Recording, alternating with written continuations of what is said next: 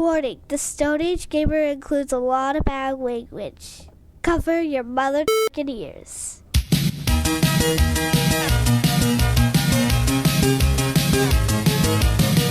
Good evening and welcome to the Stone Age Gamer Podcast. I'm Chris Randazzo and joining me tonight is Red Ring of Death, Dan Ryan. Aw, that's not nice. Well, you're easily repaired, though. That is true. I bounce back quickly. You just got to get sent back to the manufacturer. Yeah, that's all. It's Stone Age Starter Kit time again. This month we're hitting Microsoft's almost PlayStation killer, the Xbox 360. Has the collector's market ruined this platform yet? Dust off your HD DVD players because the Stone Age Gamer Podcast starts now.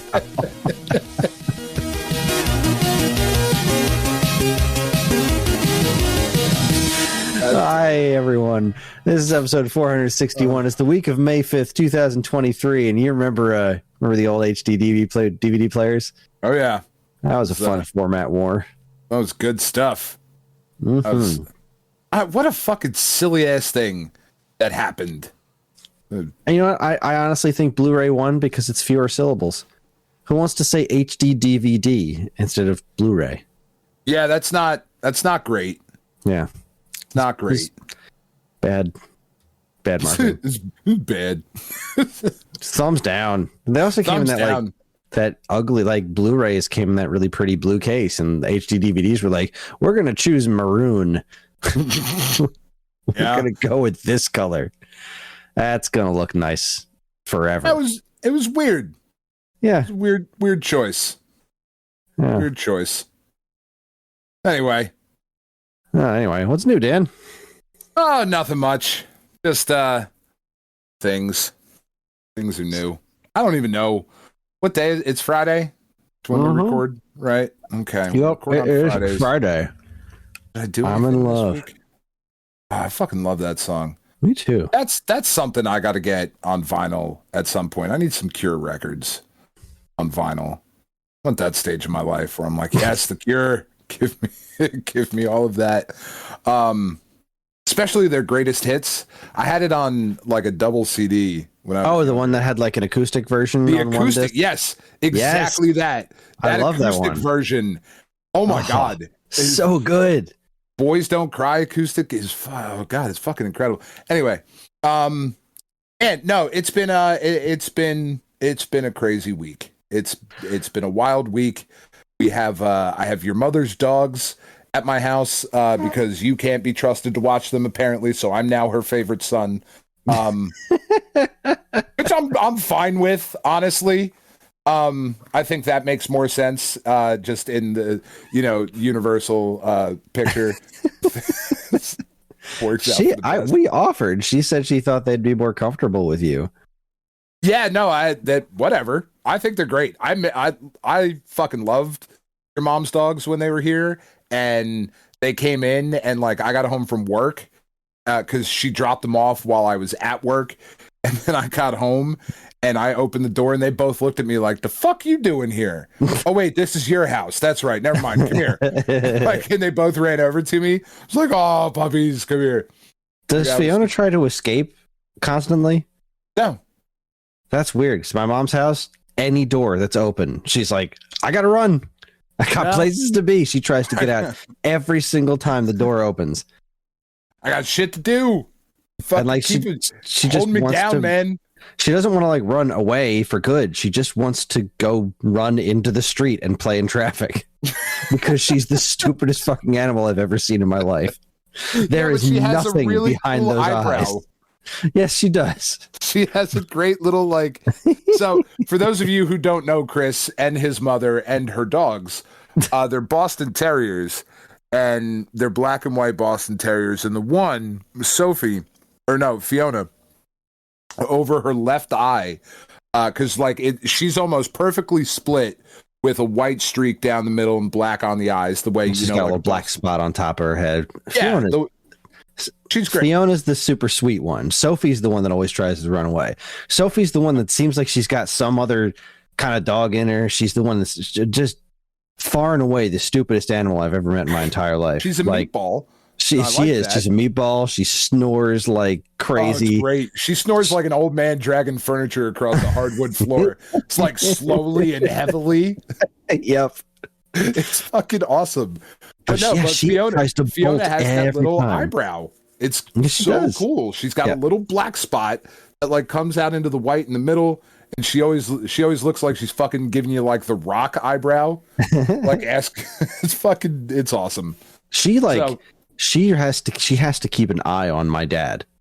She Really? still does not trust my dad like at all.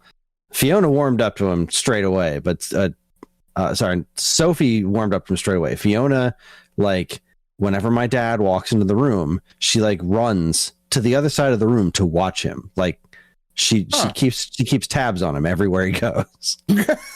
That's so weird. Sophie, on the other hand, do that is just to like, me. Sophie's just like, she'll just barge into my dad's office. He had to put a lock on the door because she would just run into the door until it opened. She'd just bash right in. That's awesome. Yeah, she rules. If you don't have great. a brain to damage, you can't get brain damage. That's right. Now she has been very happy sitting up on the couch. She like Sophie just jumps right up on me and like playing Madden or whatever. So that's what I played this week. I've played Madden because of the football draft that happened yesterday and is happening tonight. I watched a lot of sports this week. I've always been a New Jersey Devils fan, but I don't watch a lot of hockey because the Devils are never on down here. And I'm not gonna fucking watch the Flyers. Like, oh god, that's a disgusting, horrible thing. Fuck the Flyers. So I'm not gonna do that. You don't have to. They do that for themselves. Thank you very much, man. I do. I love Gritty. Don't get me wrong. Gritty, amazing. That thing's fucking amazing. I love that thing. Whatever that is. I love the Philly Fanatic too. Philly Fanatic's an outstanding mascot. I happen to root for a baseball team that doesn't need to lower themselves to having a mascot, but whatever. That's fine. Better than you. It's whatever. It's not a big deal. It's a huge deal. It's not a big deal. So anyway, there's not a lot of Devils games on TV right now, or usually, but right now, because they're in the playoffs, I get to watch like Devils hockey in glorious, gigantic television. I'm not like streaming it on my phone or whatever. And they got their asses handed to them their first two games against the Rangers. It's the only time I root against a New York team is when they're playing the Rangers or the Islanders. They got their asses handed to them the first two games, and then they switched their goalkeeper, their goalie, their keeper. I don't fucking know. I'm tired. I said goalkeeper. You did. That's not a thing. You're goalie, a goaltender, whatever. It's gonna be one of those kind of shows, Chris. They changed it to this kid named Akira Schmid, which is the fucking best name ever. Akira Schmid. And like all of the headlines now that they've won 3 games in a row are like the Rangers are up Schmid's Creek. They're Schmid out of luck. Like everybody's just like, hey, this guy's name is almost like shit. Let's see all the jokes we can write in our headlines. It's fucking awesome. Love it. And, Sophie's been chilling watching hockey with me. She's a Devils fan. I don't know if your family knows that. She's a big Devils fan. Super into the game last night. My mom will murder you. Yeah, so I should send my mom is a big Flyers. Like my family are big Flyers fans. I know. I'm gonna tell her you said that. I'm gonna drop her off to her on Tuesday with a little red bandana on. Oh, Be like, I don't know. I just thought it looked cute. I won't tell her what it's for. Fine. Here you go, Sue. Enjoy. Oh man. And now we have kittens in the house too, because Tiff is a fucking Disney princess, and they're just like, here, animals. Ah, fuck. All right. Now she's bottle feeding kittens. If any listener wants a kitten, I don't know if this is 100% legal, but I think we could probably mail you one if you wanted. I feel like with overnight delivery, it would be fine. It's fine, right? It's okay. Just right now, they're like 48 hours old. They have to be bottle fed. So try and get some expedited shipping or something. Yeah, there's a bunch of kittens in my house. There's snake. There's dogs. There's full-grown cats. I don't know what else there is. I haven't checked every room. I feel like there could be other shit in here that nobody fucking told me about. Stumble on some guinea pigs you didn't know you had. This is where we keep the badger. Like, fuck did we get a badger? God damn it.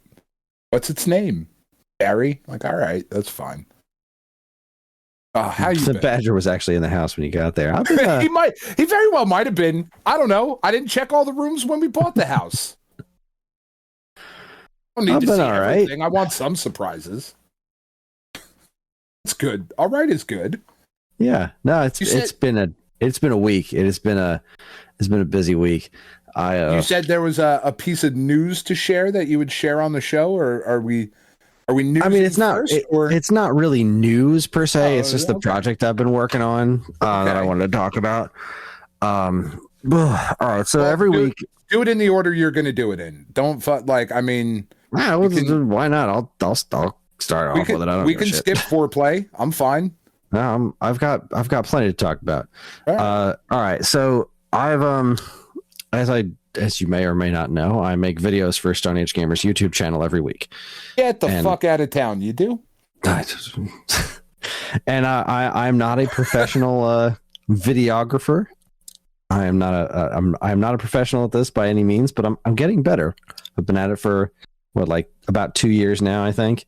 And the overall quality of my output has increased. I would like to think. I would agree. So something I've wanted to do since one of my favorite things that I used to watch on YouTube and still do pull them up from time to time are the old GameTrailers.com series retrospectives.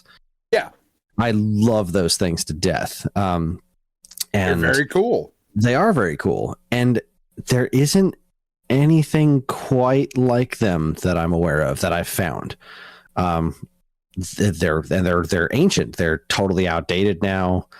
Some of the information in them has been corrected, and they're not even in high definition. They're like in really old YouTube standards, which are like really, really choppy and crummy looking.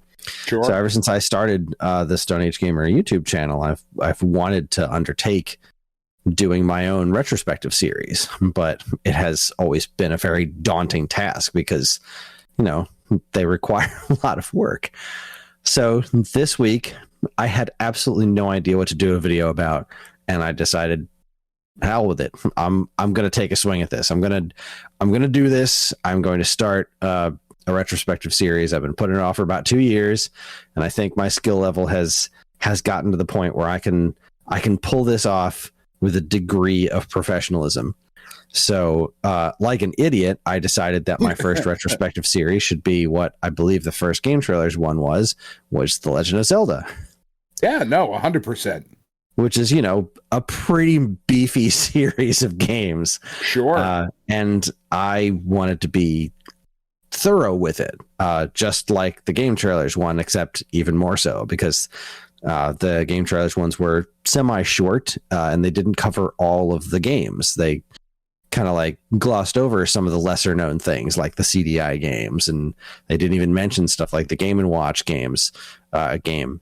And I decided that I wanted to try to do what they did, and I wanted to try to do it better, which I don't know that I succeeded, but usually I get the videos done in like about 2 days. It's usually what it takes for me to. A lot of the videos I do, I don't really script very much, and the ones that I do script, you can easily tell because it's just all voiceover. But the product overviews, I don't script most of that. I think about it for 5 minutes and then I just word barf until I'm done. Sure. But the scripted videos, like the countdowns and stuff, I have a lot of fun doing, but they are a lot of work. But this retrospective, I was like, if I'm going to do that, I need to do that right. Like a top 5 countdown can be silly. It doesn't have to be exhaustive. Doesn't have to be super well fact checked because it's a bunch of opinions. Right. But this is information. This is mini documentary style fucking filmmaking. That's the plan. Yes. So it took me all week. I started on Monday and I finished it yesterday afternoon. And it was like, and not just like we're during normal work hours. Like I'd watch a little TV with Karen, and then I'd stay up and work some more. I worked as much as I could, just sitting my ass in front of my computer and getting this thing done. And it's just the first part. It's going to be first part covers the NES era. So basically the games that came out before Link to the Past. Yeah. Games, the comics, the Super Show, the cartoon on the Mario Super Show, the Game & Watch, the Game Watch, Zelda 2, and Zelda. And I'm doing it from a North American perspective. The show's called Stone Age Gamer Archaeology, which was Ryan's idea, actually, because I was like, I need to think of a cool name for this. I don't know what to come up with. I'm thinking of like timelines or something like that. And he was just like, archaeology. I was like, God, it's fucking perfect. That's all Stone Age. It's perfect. Good for you. So it's called Stone Age Gamer Archaeology. Fuck. That's how you talk to him, right? That's how exactly. Precisely. Well done, you fucker. That's actually legitimately what I said to him, word for word.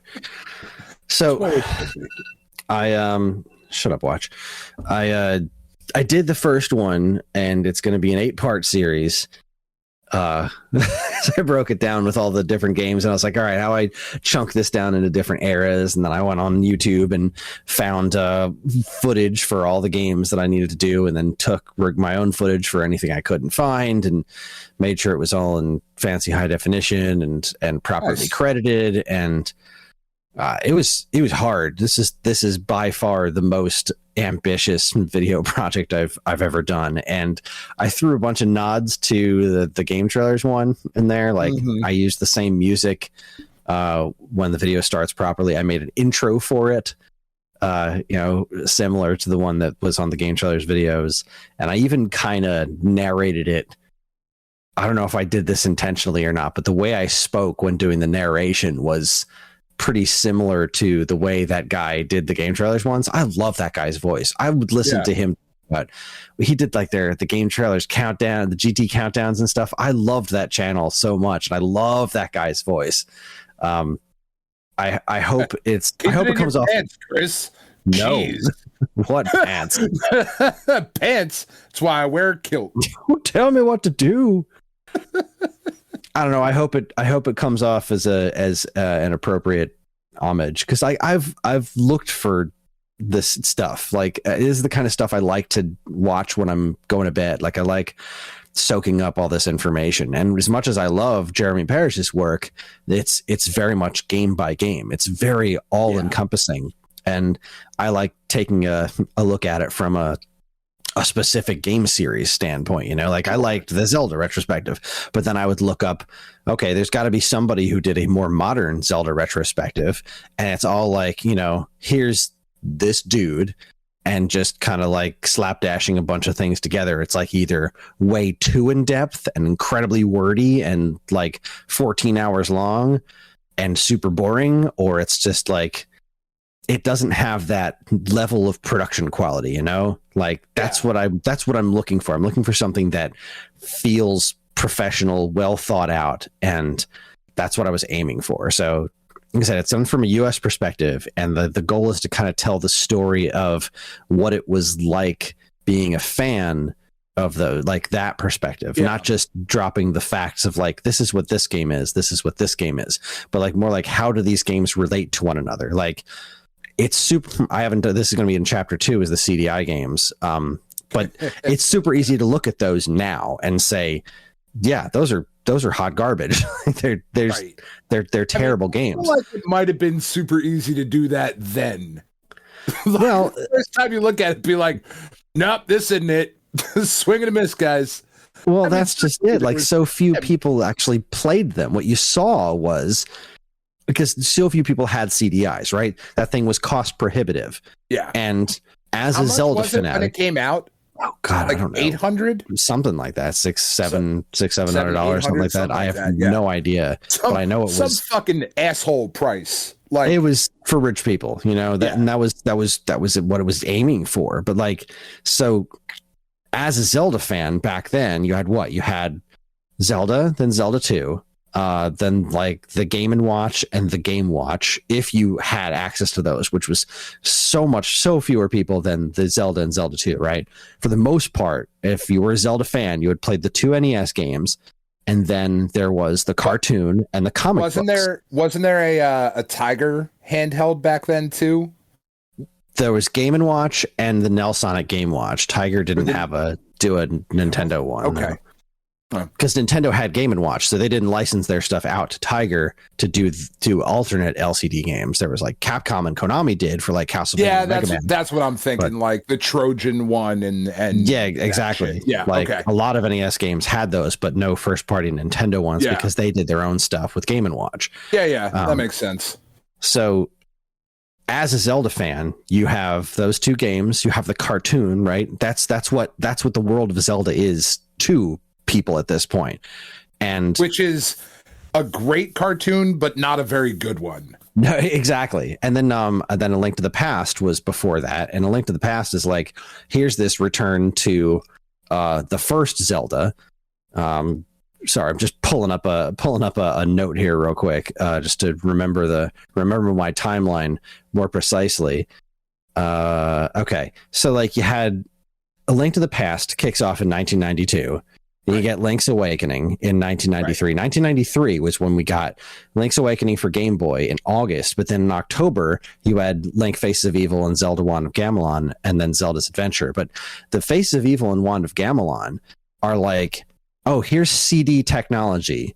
It has animated cutscenes that look kind of like the cartoon, and the gameplay looks like Zelda 2. Yeah. So if you squint... Well, that's the whole thing. It's a side-scrolling Zelda game. It kind of looks like Zelda 2. And if most people had seen it, looks like the cartoon. And most people had seen it on that infomercial, right? You see it in commercials. Most people didn't actually play the thing.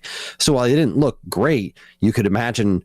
I remember being a kid and looking at it and thinking, like, this has got to be awesome. These have to be these like fascinating Zelda 2 like Zelda games that nobody's ever played. And then even growing past that, right? You know, by the time we get to like the late 90s, even around Ocarina of Time is coming out, and even then, like, the internet wasn't as prevalent as it is now. So it's not like people wrote a bunch of reviews for those CDI games. They were just this mystery. If you had heard of them, if you had seen the infomercial, but chances are you didn't even know somebody who had a CDI. So as a Zelda fan, there was definitely a thought to people like me would see those and be like, what is that? What's the mystery behind that? You would pick up the box in Electronics Boutique and be like, this is a new Zelda game. It's got great box art. What is this though? Like, what does the game actually play like? And then of course, now we all know because we all have access to the internet and be like, wow, these games are the hottest of garbage. But at the time, just the hottest of garbage. There was this lineage, right? There was this like, okay, well, I loved Zelda and I loved Zelda 2. And I was thrilled to see Link to the Past go back to that top view thing. But I also loved Zelda 2 and wish there was more side-scrolling Zelda. Oh, no, look, there is more side-scrolling Zelda, but nobody has access to it. So yeah, there's a story to be told there. And the idea of like, you look, even something like Ocarina of Time, you look back at Ocarina of Time now, if you weren't there and you look back at it and it's like, wow, this is an interesting footstep in the transition to 3D gaming. Like, there's a lot of really interesting foundations laid down here, and it's still a very solid game, if a tad dated by today's standards, but it's still a very good game. But the living up to that point, you know, that came out in 98, but it was announced in 95. And you started seeing screenshots of Zelda 64 in magazines with this incredibly basic Virtua Fighter ass looking Link fighting that shiny Stalfo Knight thing. I'm turning on my fan. I'm sorry. I'm freaking roasting down here. God, I am freezing my fucking tits off. You said before you were cold. I'm like, I'm so sweating. Cold. It's because I'm out here in a fucking cinder block because my wife doesn't love me. She doesn't actually love me. She sticks me out here in the fucking garage. Just your ass out there, fucking freeze or sweat, depending on what the temperature is outside. You gonna talk about nerd shit? You do that somewhere else. That's right. You do that somewhere away from me and my sexy ass. I'm like, all right, it's fair. So anyway, that's the goal. That's what I'm doing. I'm doing a timeline series. I'm starting with Zelda. My goal is to hit one. Like, this is probably the only one I'm going to do this year, but I mean, I don't know. It's only May. Well, it's April today, but it's going to be May in like a day or two. I might do another one this year because they are a lot of work. And I mean, this is 8 episodes, so this is not going to be done by the time Tears of the Kingdom comes out, but hopefully not that long after. But yeah, I want to try to aim to do like 1 or 2 of them a year. And if this first one's a success, you know, if I put this out there and like the first episode, all the comments are like, well, you got this wrong and you suck and everything sucks and you should die in a fire, I might stop doing them. But you're a fucking cunt piece of shit. How dare you? What's wrong with you? I've watched it a bunch of times and it makes me really happy. So that's like, I don't know. I'm not objective, but usually I'm not like overly fond of my work. Usually It's like, you know, you listen to your own stuff and be like, okay, well, I can pick that apart. But I've watched this a bunch of times and it fills me with the same kind of nostalgic feeling that I was going for when watching those old game trailers ones. Like, right. I think I'm onto something here. So fingers crossed it's actually good and maintains entertainment status. Like these first 2, I got these first 2, no problem. It's part 3 that I'm going to start being a little concerned with because I haven't played through Oracle of Ages and Seasons. Right. I haven't played through Minish Cap, which is in part 4, you know? You got to lie to the people, Chris. I'm not going to tell them I played through them, but I do have to approach them with the same. No, lie to them. Tell them you played them. I did. I've beaten all won't know. Backwards and forwards. That's right. It's not just Punch Out I can beat with my eyes closed. Fucking Minish Cap. I don't even know. I'm beating that one right now. I'm beating that while I'm fucking talking to you. That's how good I am. Oh boy. So yeah, that's been my week. Like by and large, that's been the focus of my week. I've put off chores and all sorts of other stuff in service of getting this one done. But now that the first one's done, definitely haven't bathed. It's just, oh god, bunch of skanky motherfuckers. Yes, indeed. Short housekeeping. Getting the games that I played. We finished The Messenger. Game's fucking great. So it's so fucking good. It's so good. The DLC is good. I love it. I love it all. Yeah, I finished Kid Icarus Uprising. There's not a bad minute in that game. There's not a part of The Messenger where you're like, well, this part kind of sucks. I will say that my one gripe with that game is that you get so much less new from the shopkeeper once the game goes Metroidvania. Sure. And I wish that he had more new stories to tell you. But other than that, you know, very, very few in the way of complaints. The game's a masterpiece.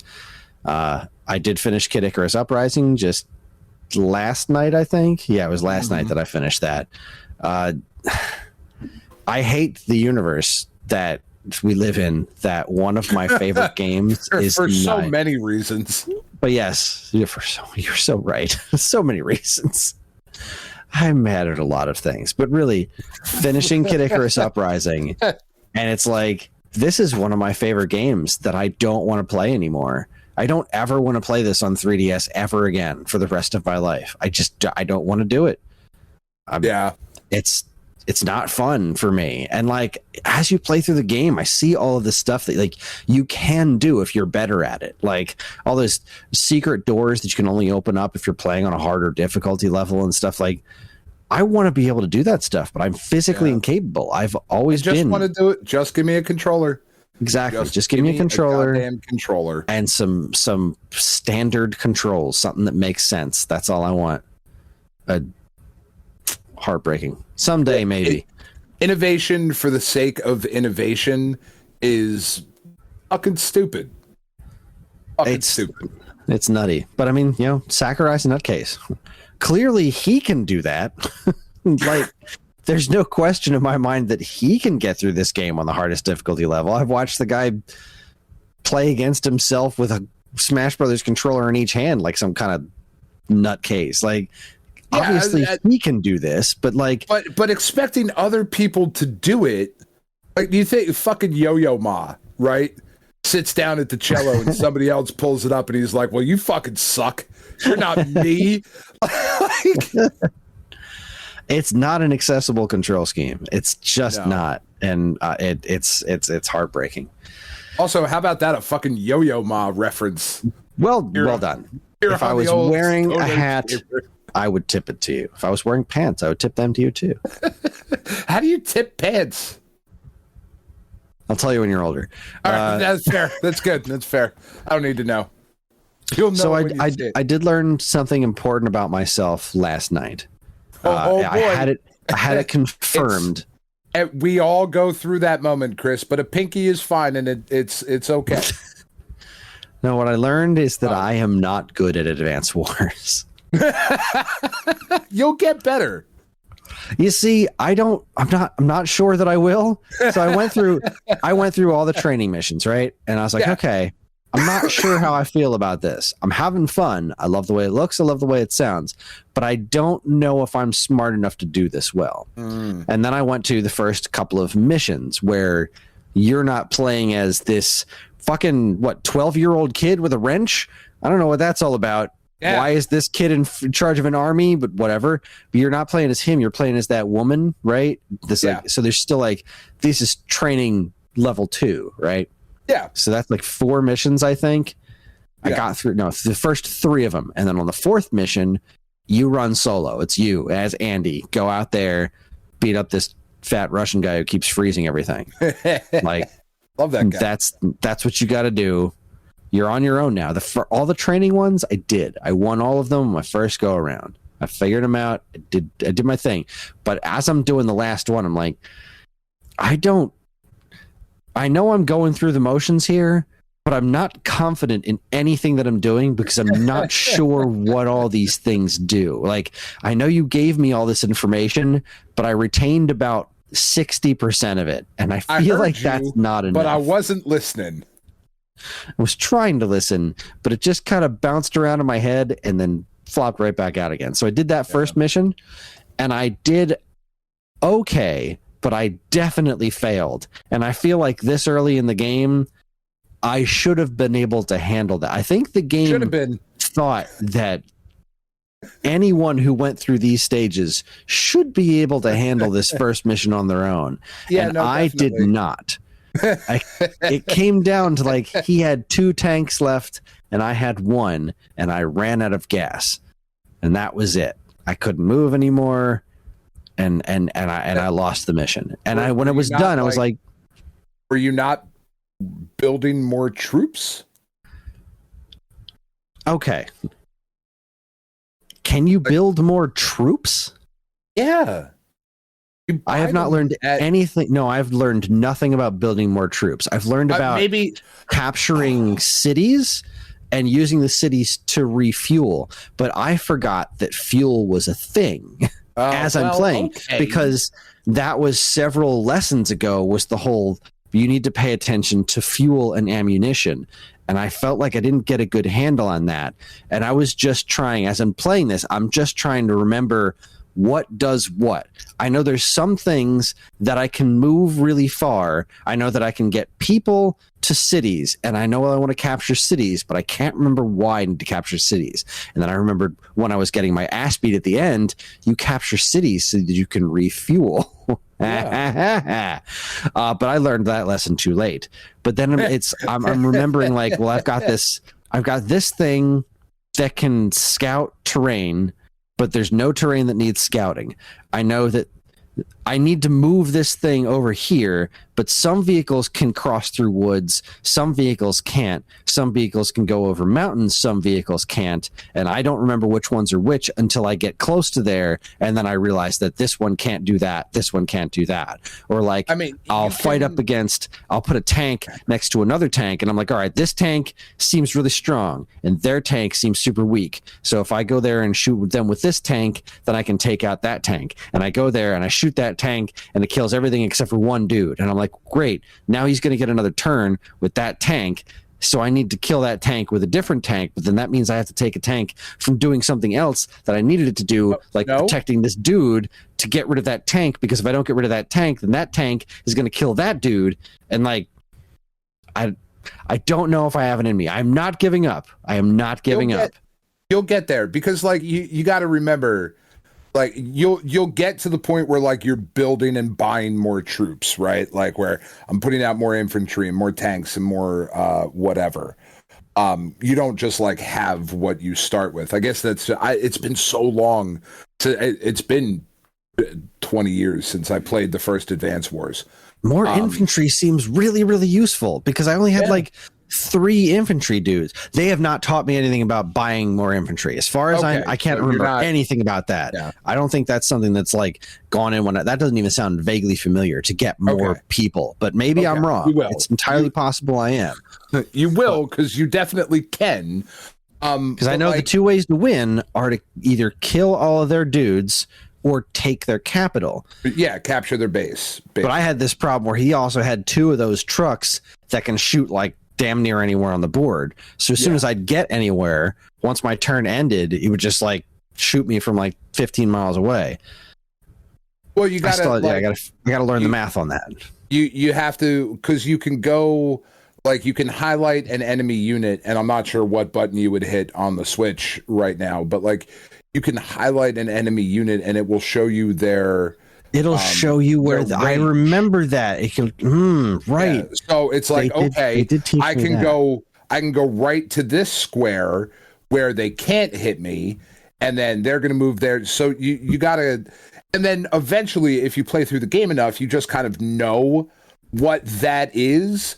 But even still, like when there's 5 of those things out on the map and you're in like these later things and you've got fucking planes and shit, like, all right, well, let me go. I got to go check all these things to see where I can move. But if you have a tank, right, you go up against their tank and you've got, 10 hit points, they've got 10 hit points, and you shoot their tank with your tank, and you take them down to 3 and they take you down to 9 or 8 or whatever.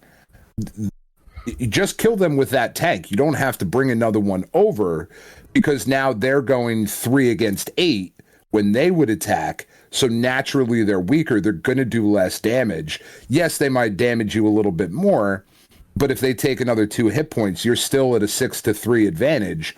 So you should be able to take them out on the next turn. You know what I mean? Yeah, I think that's what I need to start getting better at wrapping my head around, because I've never really played a strategy game before. Yeah. And I'm approaching this like similar to how I approach like RPGs, which is I'm not used to losing. I'm not used to sacrificing. And there's a lot of sacrifice in this that is not something that computes naturally in my head. War as hell. Yeah, like you're not going to make it through a map with all of your units. Exactly. And coming to accept that is something that's like, it goes against my nature, the way that I naturally want to play a game like this. Just don't name them. I got Barry, no! It's so sad. Barry just got back from visiting his family. His mother's in the hospital, and now he's dead because of me. Like, fuck Barry. It is a gorgeous game. That was also the Badger's name. I don't know why everything is named Barry this evening. I'm tired and uncreative. So, anywho's, I think it's a gorgeous game. I think it's a lot of fun, or at least it is for now. If I lose this super early, barely past training mission like one more time, I'm probably going to feel too bad about myself to keep playing. But I really don't want to give up. I like the music a lot. I like the visuals a lot. I think the game is wonderful, and I'm glad I'm trying it. I find myself in a pickle, in a sticky wicket, if you will. Yeah, and normally you know me, Chris. I love being in a sticky wicket. However, this particular sticky wicket, I have to make a decision between Advance Wars Reboot Camp, MLB The Show 23, and the new fucking Star Wars game. Okay, well, it's you like can hold off on the new Star Wars game. Because it's right. I should. Right. You should. First off, that's gonna go cheap. You know that is gonna go cheap. Yeah. In like a couple of months, you'll be able to get that for at least $20 less than you can now. Plus, right now, it's got a bunch of performance issues on the higher end machines. Sure. Yeah, I saw that there was like it's gonna squash all the bugs in like a week or two. I'm like, all right, well, like cool. Yeah, take your time. Take your time, but I don't mind in the least.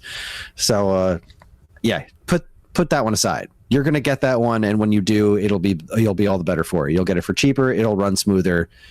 It's no point getting that right now because it's not like it's telling a crazy new story that's gonna change Star Wars lore for you. Yeah, I don't need it. You don't need it. You don't need it. Yeah. But choosing between the show and Advance Wars, that's tough. On one hand, I mean, I know the show is like your jam, but on the other hand, it's been a long time since you've had access to Advance Wars. Yeah. You play the show every year. You don't play Advance Wars every year. I don't. I definitely do. I could. I have them still. I have my little my NES SP. So I could just go play that game. You could. But not on my television. You wouldn't be playing the fancy new one. I wouldn't be playing the fancy new one. And I'm a fucking whore, Chris. I like fancy and new. I am what I am. I'm comfortable in my own skin. I am a fucking slut for that kind of shit. And I admit it. This is such a lovingly done. This is such a lovingly done remake. I mean, it really, really is. This is how you should play this game. Granted, I don't have much by way of comparison, but I think you will like this one a lot. I don't think there's a wrong choice for you, honestly. Right? Well, and it's a 2-week choice. It's a paycheck to paycheck choice. Of like this paycheck, I get X. Next paycheck, I get Y. I mean, so it's really. I would say just to change things up, get Advance Wars first. MLB's going to be kind of what I'm leaning towards, honestly. Because I mean, like, again, you play MLB every year. It's been longer. The same game every year. Like Derek Jeter is in it now, but it's still the same fucking game. And it's a game that I love desperately.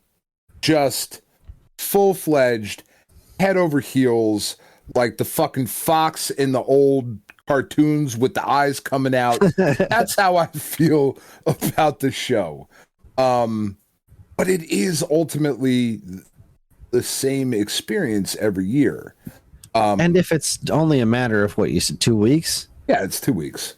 I think for 2 weeks, getting a little Advance Wars action, I think it's not like you're not going to get the show. You've waited this long. Yeah, I think Advance Wars is the way to go. I honestly do. It's weird. I feel weird. I feel like I'm cheating by not having the show yet. It feels really weird, like playing Madden this last like week or two when I know the show is out there. Like, hey, you're not supposed to fucking do the Madden thing. It's not your thing. We had a thing. Like, I know, show, and I'm gonna get there. I'm gonna get back to you. It's like when you're dating a girl and you go to college and you're like, well, we're going to break up while I'm in college. That's not what I did. She fucking followed me, but that's a whole other thing. We don't need to get all that deep into it, but we will if you want to do like an after hours podcast once. We'll do an AMA if you want to hear about my college trysts. Fucking some fun stories there. This Prince Plus, we were talking about it earlier. Dear God. What will the children think when they listen to this show at some point, Chris? Less of us. They'll think God Dad was a whore. What is wrong with him? Shit. My father. What a slut. That's what I hope the title of like definitely not the first book that they write, but like the third or fourth book they write. My Father the Slut. Like I hope that's the title of it. All right, you're just gonna let that sit there. All right, that's that's fair. Oh, all right. Well, let's see. You got any other games? Because I want to talk about this fucking Twisted Metal trailer. Yeah. All right. Let me bang one more thing out. A few more things. I just want to say out loud, Shadows of the Loathing is still wonderful. I didn't play much of it because of my week of video editing, but that game's still wonderful. Jeremy Parrish is sending me back my Atari game finally. It's about goddamn time, Jeremy. But he's sending it with I'll tell him next time we see him in person, I'll be the heavy. I'll fucking talk shit for you. No shit to be talked. He's kept me posted on it. He's like, because he's sending it to me with a copy of the book. So like, it just had to wait till the book gets there. It's like, yeah, I'm not exactly itching to play my copy of Fun with Numbers. I trust you with it. Like, send it back to me whenever you're done. I don't give a shit. I love it. I bought it to have it on my shelf, and it drives me crazy that there's a hole in my shelf, but it's worth it because it's going in a freaking Atari archive book by Kevin Bunch. Like, it's amazing. Like, it's awesome. It's on the cover. My game is on the cover of the collector's edition of the book, which is like super awesome. That is pretty cool. And they're sending me a copy of the book, which, you know, I don't know about you, Dan, but I've contributed to books. Like, I've written for books before in the past, and for not free, gotten a copy of them for free, like for no fee at all. Like the author kindness, not just out of kindness, just completely on my own dime, contributed to the book, and not even gotten a PDF of said book. No, a PDF would be nice, right? Not even a digital copy. But Jeremy's sending me a physical collector's edition copy of the book. I feel like if your copy of Fun with Numbers is on the cover, it should also come with nudes. Jeremy or anyone that he would like to take naked pictures of. I haven't gotten the book yet. I can't say that there isn't. I cannot confirm. There should be. That will be another. Again, next time we see him in person, I will bring that up as well. You know, that was awful nice, Jeremy, but where were the naked pictures? Is it rude that, like, is it wrong that the nudes that I want to see are of the cartridges? Like, yes, 100%. Chris. Show me that loose cart. Yeah. Slide it out of the box. Oh, God. No, unsolicited news from your friends is absolutely the way to go. It's 100% the way to go. Just, you know, here are my tits. Last Male one. or female, either way, just here they are. Enjoy. Last one, I pre-ordered Trip World. Yeah. I just pre-ordered the standard Switch version. As much as I wanted to get the Game Boy cartridge, which I really did, but like I just can't justify spending the money on it. So it's a bit absurd. Like it's not overly awesome. expensive. It's just like, well, I shouldn't buy this game on two different platforms right now. Like, no, I'm not going to plug that cartridge into a Game Boy and play it. I just want to have it for the sake of having it. And that's not something that I should do.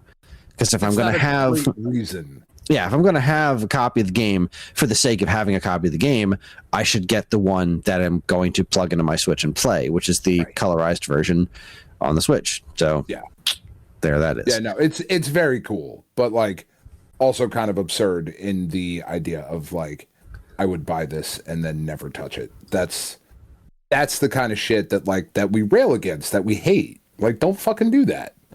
Unless it means something to you. And if it meant something to you, if there's something that you're going to have. Well, I mean, not necessarily, right? If this game means something to me, like the concept of having this on the shelf with the rest of my Game Boy games, that would be really cool. And every time I looked at my shelf with the Game Boy games, it'd be like, there it is. There's a thing that what didn't exist before. I could not have possibly had a North American release of this game ever. And now I do. It's right there. It's real. And if I wanted to, I could plug it in and play it. But I'm not going to. But then that right there, I think has value. That's not good enough. It's not good enough for me to spend the price on it. Yeah. If it was like $20, sure, but that's also ridiculous for a brand new Game Boy cartridge and box and manual. So I disagree that is ridiculous. $20 is right about where it should be. Well, I mean, I'm talking about from the perspective of like what it costs to make something like that. Sure. As far as its actual value, yeah, that's about where I think. You know, even I would have even taken 30. I think is a pretty reasonable price because that's what they cost. You know, that's what new Game Boy games cost back in the old days. They were $30.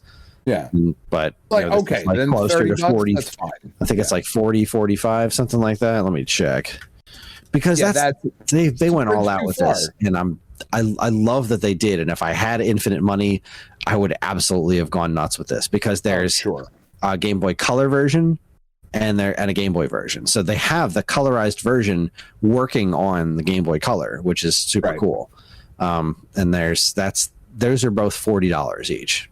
And it's just like, I can't do that. I want to, because I'm looking at this Game Boy one, like the black and white Game Boy one, like it's super cool. It's got box art. My problem with it is that it doesn't say Game Boy. It says limited run. You know, it's like, when I look at it, it's like, it's almost perfect, but it's not, you know, a licensed by Nintendo thing. It's a real thing, but for my psychosis, it doesn't do it for me. So that's how I can justify it. And plus, that's $40. Just the Switch game is $35. It's like, that's the one I'm going to play. $75. Yeah, no way. But I'm going to get the one that I'm going to play, and that's that.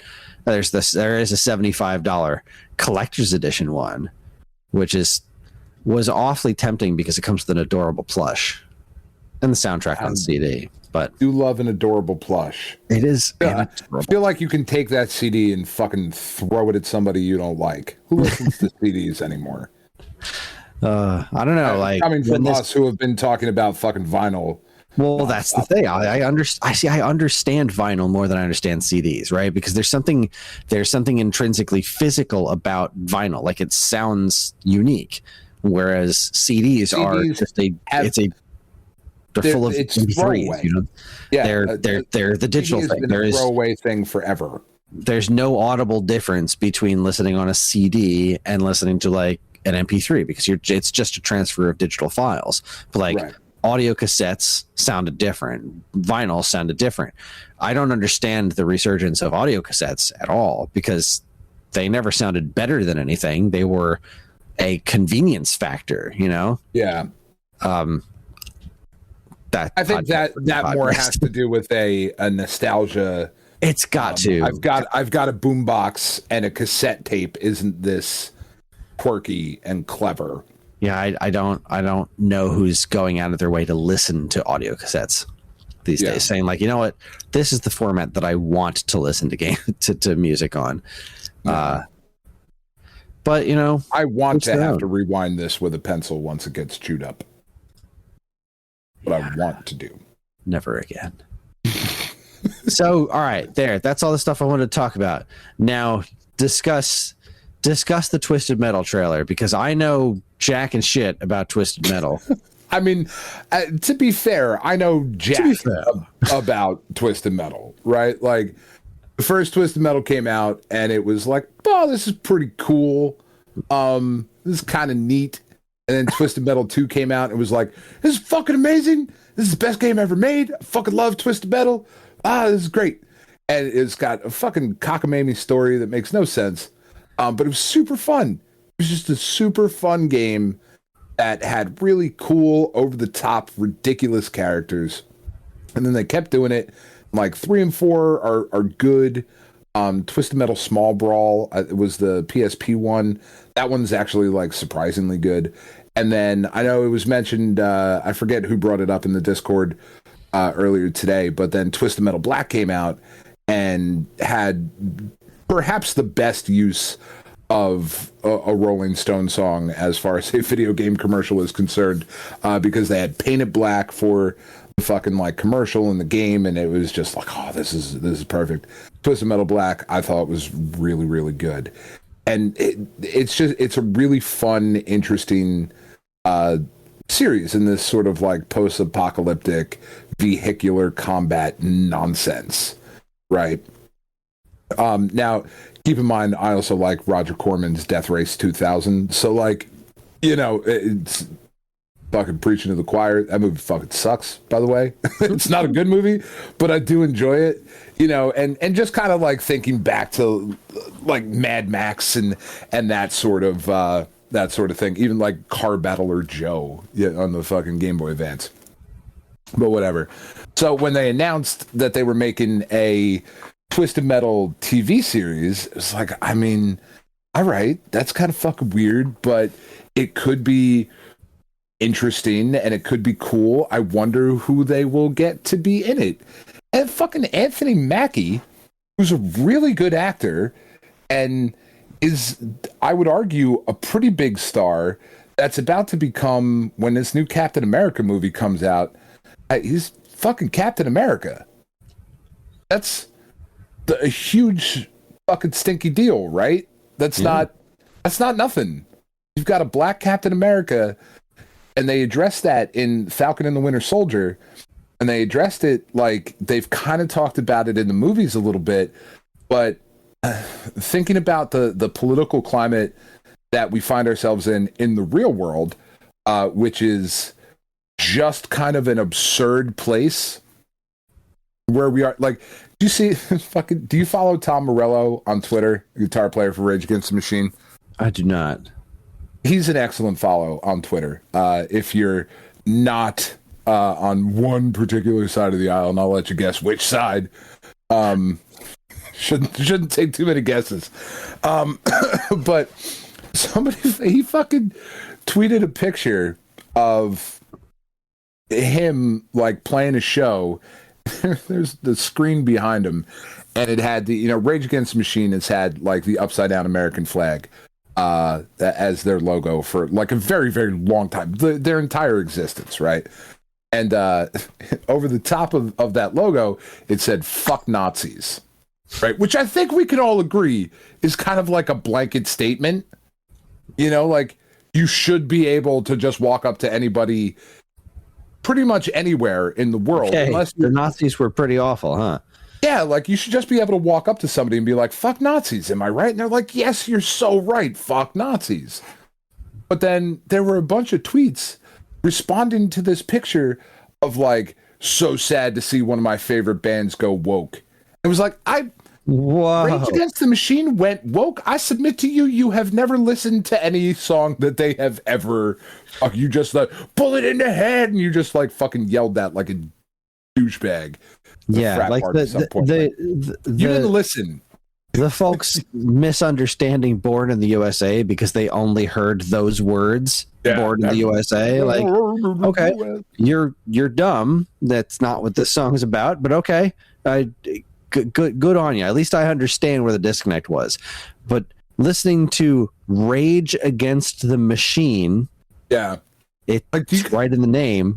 You guys not know you're the machine that we are all raging against. Anyway, so for Disney to be releasing that movie in the current political climate, their fight with Ron DeSantis and all of that stuff that's also currently going on, like that's a big deal. That a black actor is going to be Captain Fuck America. That is a huge deal. And that guy, who also happens to be a very good actor, is the star of this fucking Twisted Metal show that's going to be on Peacock. So it's like, I mean, okay, that's wild. I have to believe that there is something in that show that attracted somebody that is getting offers at that level and is as talented as he is, I have to believe that there's something within the twit. Maybe he just really loved the games, and that's, you know, good enough for me, I suppose. Like, okay, Anthony Mackie is going to be in this show.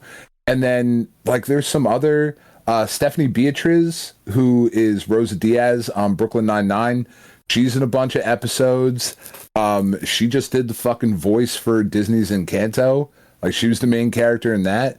There's a weird Twisted Metal Disney crossover that I'm finding quite interesting. And now, like, I'm trying to imagine fucking Sweet Tooth and, like, fucking Darkwing Duck, like, dueling it out in their vehicles. Which is fucking, that's a crossover I didn't know I needed, but 100% do now. And this trailer really doesn't show much. It's got Len Steal My Sunshine from the 90s in it, which is just kind of cheeky as he pops the CD into the CD player or whatever, the road mix that's on there, and he starts driving away and like shooting some guns or whatever. And then the trailer ends with fucking Samoa Joe, the wrestler, is the actor that is playing Sweet Tooth. He's not the voice of Sweet Tooth, but he is the physical embodiment of Sweet Tooth.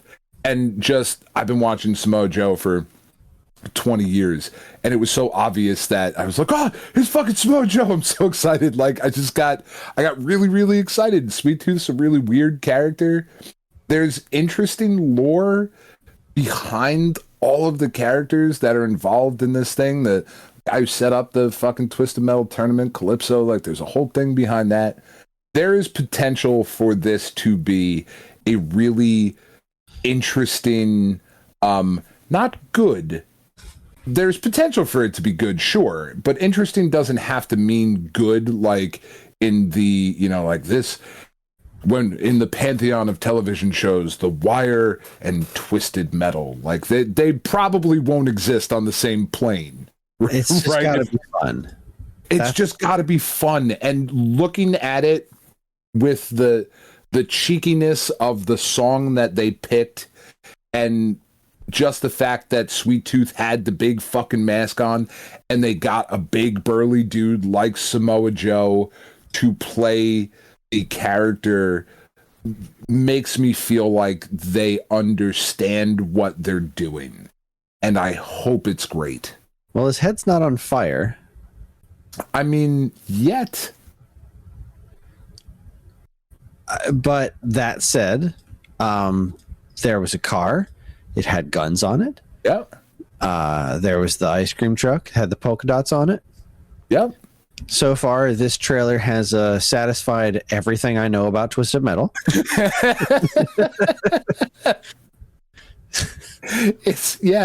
I'm calling it an absolute win. I am too. The fact that it is made, it exists, it is coming out, I think is a big deal, right? Because this is the kind of thing where it makes sense that a Resident Evil TV show was made 2 years ago to be on Netflix. That makes sense. There's been a ton of movies. It seems like it's apparently not easily, but it seems like an easily adaptable idea to bring to television. It's an IP that gets regular video game releases. Sure. Twisted Metal, on the other hand, is not. Does not. So the fact that this made it through, is coming out, and like it's Peacock, and okay, but fuck does any of this even mean anymore? Peacock Peacock is fascinating. It's a weird platform. It is. It's got a terrible name. But it's got some surprisingly good content on it. Like we just watched for this week's episode, we just watched Poker Face, which I believe is a Peacock show. It is. Which surprised the crap out of me because Natasha Lyonne is fucking great. And it was really good, but like I had heard all these great things about it, and then we went to go watch it. We're like, what's this on? Fucking Peacock? Really? Okay. I'm tired of saying the word Peacock. I don't want to say Peacock anymore. It's fucking stupid. It's a bad name. It's not a terrible name for your platform. It's, of course, it's no dropping HBO to just call everything Max now. Yeah, that's a little fucking weird. A little stupid. Yeah.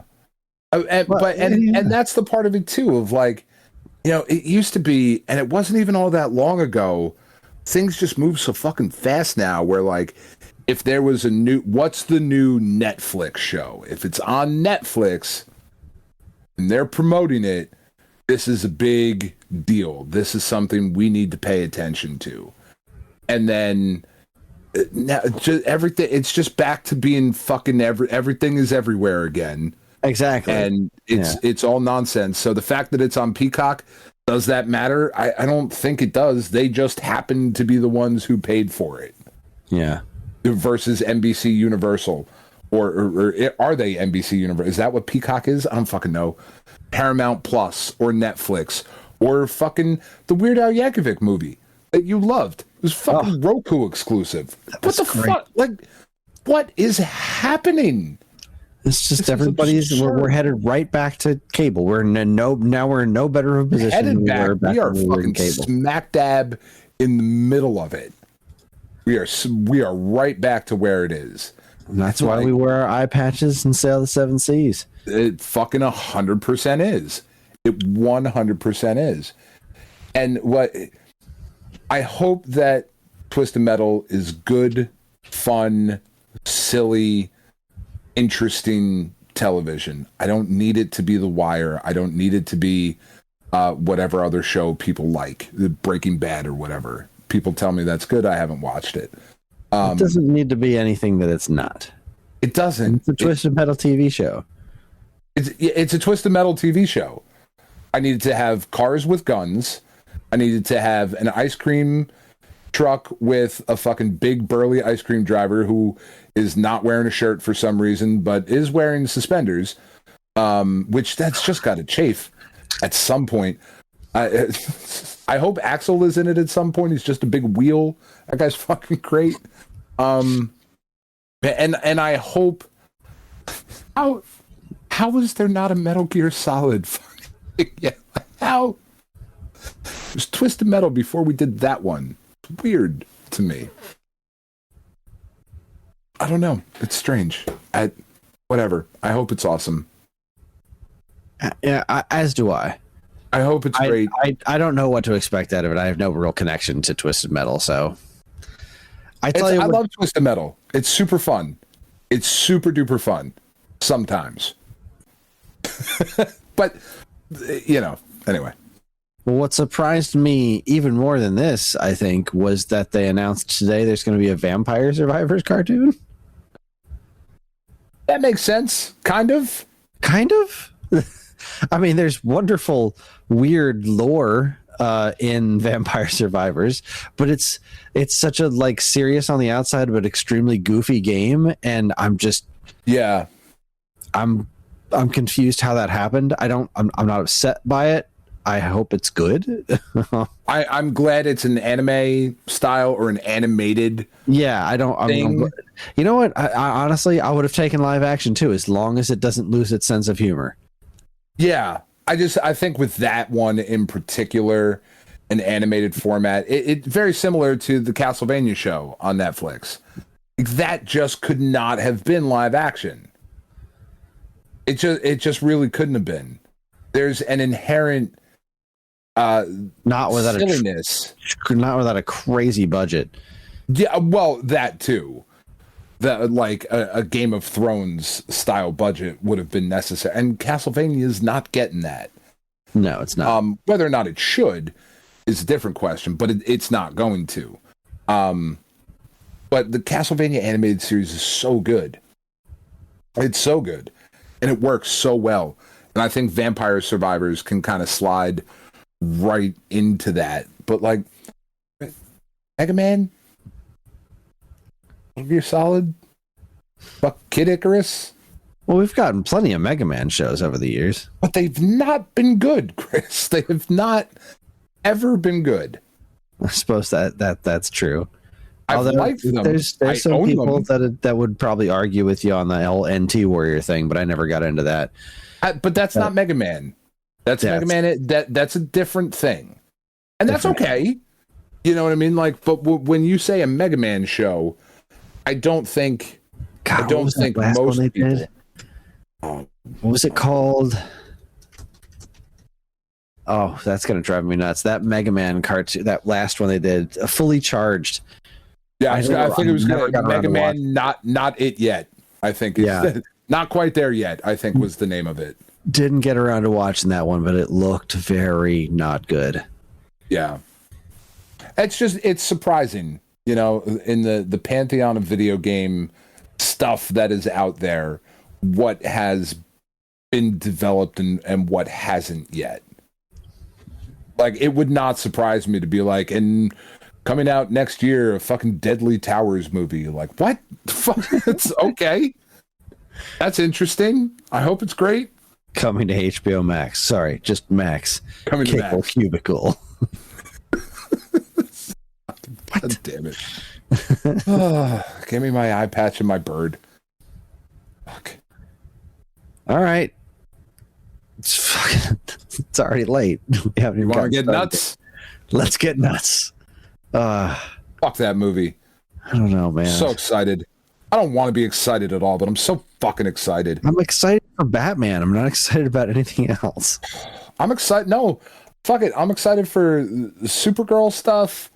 I'm excited for Zod. I fucking like that dude. I thought he did a good job as Zod. I don't want to be reminded. I don't want to be reminded of any of those Snyder movies. And like, you're not wrong, but I still think that guy did a pretty good job. You know, he's not. One day, no heirs. That's fucking. Dude was way cooler as Zod, but yeah, but fuck, man, he said the thing. He did. He said the fucking thing. God damn it, Michael Keaton. Stupid, sexy prick. On that note, we're going to take ourselves a quick break. When we come back, we're going to discuss the Stone Age starter kit for the Xbox 360. You are listening to the Stone Age Gamer podcast from Geekade.com. Stick around.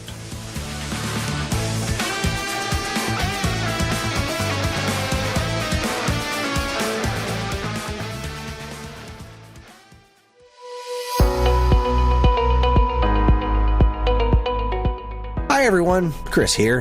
Podcast listening is free, but podcast creation is not. That's why the Geekade Patreon exists. In an effort to help us pay the bills, we've got a Patreon page set up where you can gain access to our monthly podcast topic schedule, get early access to many of our shows, and more. If you'd like to help support Geekade and keep these shows running week after week, head over to the Geekade Patreon page, linked in the show notes of this very podcast. And now, here's a quick look at some of the other original content available now from our partners and Geekade.com. First up, Chris. I mean, I know the answer to this question, but I'll ask it anyway. Have you ever wanted to punch a turtle in the face? All day, every day. All day, every goddamn day. I just see a turtle, I'm like, oh, bring me a face. I'm going to fucking punch it. I mean, really, who hasn't felt that way? Fine folks over at Konami understood this widespread need and created a Street Fighter II inspired one-on-one fighting game based on the Teenage Mutant Ninja Turtles property, so that we all could punch each other in the face. And actually, they created, well, 3 of them, all named the same thing, but completely different depending on which platform you play it on. So how was the Super NES version in particular? Find out what Greg and Joe think in the SNES podcast, episode 208, Teenage Mutant Ninja Turtles Tournament Fighters. Next, wouldn't it be great if you were a human lie detector? You could become a lawyer or a therapist and do some real good in the world. Or you could use your talents to be really good at gambling, which would certainly have its own perks. If that sounds like fun to you, you might like Poker Face, a show about a girl who can always tell when people are lying and gets into a lot of trouble because of it, and the topic of this week's episode. There's also Ted Lasso talk, Angie catches up on House of the Dragon, Karen laughs at the multiple meanings of the phrase shadow and bone, and more. Bone. Don't miss this week's episode 264, All That Is Kevin. For all this and more from us and our partners, be sure to keep your eyes on Geekade. StoneAgeGamer.com.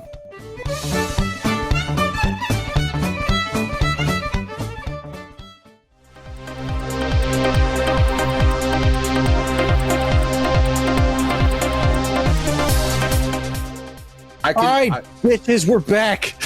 Wow. Jesus. That was aggressive. I'm feeling aggressive right now. I'm feeling extreme because it's Xbox 360 time, which is I don't know what I'm talking about. I welcome back to Stone Age Gamer Podcast. Loaded up on Mountain Dew and fucking whatever other, I don't know. Yeah. It is the Stone Age starter kit. This is what we do when there's like, if you had stuff, fuck. Stop it. All right. So with the Stone Age starter kits, if you had $100 to spend on games, we are making the assumption that you have got all the peripherals you would need for whatever games you might acquire for said system. What games do Chris and I think you should spend your hard-earned 100 American dollars on? These are loose carts or discs. We are not talking complete in box. We've gotten all of our information from pricecharting.com. So if you disagree with the prices, fucking yell at them, not us. This is an exercise in best bang for your buck. This is a theoretical exercise. We're not saying this is what you should actually do, because I think you would be a crazy person to spend $6 on a game when you could get the complete in box one for $2 more, because whatever.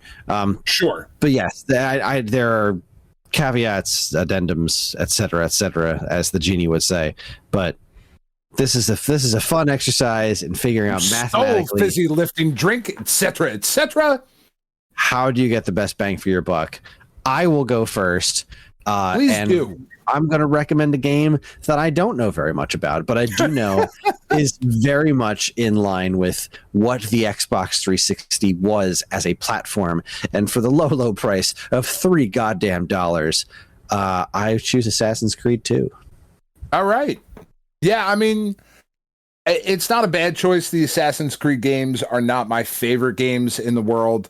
They are interesting games. I did consider Assassin's Creed 3 for a little bit, the Walmart edition, which is also $2, but it just didn't make my list. I remember I thought about the first one, and I remembered like the first one was a really interesting concept, but people weren't crazy about its execution to the extent where like, this is great. I really hope an Assassin's Creed 2 does this, but better. And then apparently it did. It had a more interesting main character in Ezio over Altair, and it continued the whole mystique of the like. When Assassin's Creed started, I really wanted to get into the games. I just didn't get around to it because it had that really interesting like, what's going on here? Like, there's this future dude, neat. But then like, you're not the future dude. Like, you're going through his past ancestors or something to like find out a mystery. It was all very interesting. Apparently, that got crumpled up, thrown in the garbage at some point. Now it's just like, here's medieval games, and kill folks. But yeah, Assassin's Creed 2. Our annualized Assassin's Creed game. I remember that coming out and being like, this is a really important, big, hairy deal. This is what Ubisoft stopped making Prince of Persia games for. And it seemed really, really impressive to me. And it was an important game, part of the Xbox library, as far as like, this is, if you like this one, then you move on to the other ones, kind of a thing. And that was another part of what I looked at here for the games to get. Like, even if I'm not picking perhaps the best in the series to start with, this is what you start with on that platform, because this platform had a lot of annualized sequels to get through. It definitely did. And the first game on my list is also a sequel, but it is the Game of the Year edition of Batman Arkham City. For the low price of $4 I absolutely adored Arkham Asylum. I think City is maybe a better game. I think I flip-flop back and forth, and I do that. Tiff will tell you that I do it constantly. That I flip-flop back and forth between things. But this one I do genuinely flip-flop on between Arkham Asylum and Arkham City. I really, really like Arkham City. I really like just the way that they expanded the game, the additional characters that you interact with throughout the city. And as Arkham Asylum does a really, really good job of making you feel isolated, and it's a very insular kind of game, whereas Arkham City, it does that kind of open world thing, but still keeps the intimate feel of Arkham Asylum in a really interesting way. It's a wonderful, wonderful game, and for the price of $4, you absolutely have to have it. I would say I can't argue with you, but I'm going to argue with you because my next pick is Batman Arkham Asylum for $4. And the reason that I chose Asylum over City, I played very little of City, but I do think that if you play City and then go back to Asylum, it's going to feel weird. But I think that Asylum setting up for City, where Asylum is this insular thing, and then you get to expand into, okay, now you're free. Now that you've experienced the borders, now experience them without the borders, kind of a thing. Yeah. I think Asylum plays into City better than City plays into Asylum, and you should absolutely play both of these games. They're great. And for the same price, I think to start with, you start with Asylum. Yeah, I mean, on a different day, I might have picked Asylum. I think really what it comes down to is I love what they did with Penguin in City. He's just really fucking cool, and I'm super into Penguin most of the time. Colin Farrell, Danny DeVito, doesn't make a difference. Fucking Burgess Meredith. Colin Farrell's Penguin was fucking stupid, man. I'm sorry, that was so stupid. You didn't like it? No. All I'm seeing is Colin Farrell in a fat suit.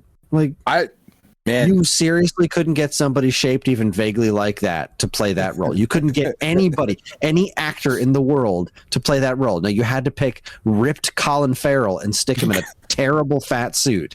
Stupid, handsome Colin Farrell. No, you do not choose a model, handsome, dreamy-eyed Colin Farrell to play the Penguin. He was just wrong for the part. He was just wrong. It was so distracting every second he was on screen. I'm just like, what are you doing? Why is Colin Farrell in a fat suit here in the rest of this movie that is pretty believable so far? Not believable, but like, I'm suspending my disbelief. Great, having a good time. It's very Batman. Colin Farrell in a fat suit just completely took me out of it. Anyway, what's your next pick? Hard disagree. Hard disagree. I think it has to be a soft disagree because he's in a fat suit. If he was out of the fat suit, it would be a hard disagree. Because that man, you could. Well, no, I would. You could grind meat on that man. It's just. Did you ever see In Bruges? That movie's fucking great. Anyway, it's very sad at the end, but it's fucking crazy leading up to it. Anyway, my next pick is not a game that I'm a super huge fan of. It's just not a series that I've ever really gotten into, but I feel like having the Xbox 360 list without it would be kind of weird. And that would be for the absurdly low price of $3, Borderlands 2. Oh, that's a very good pick.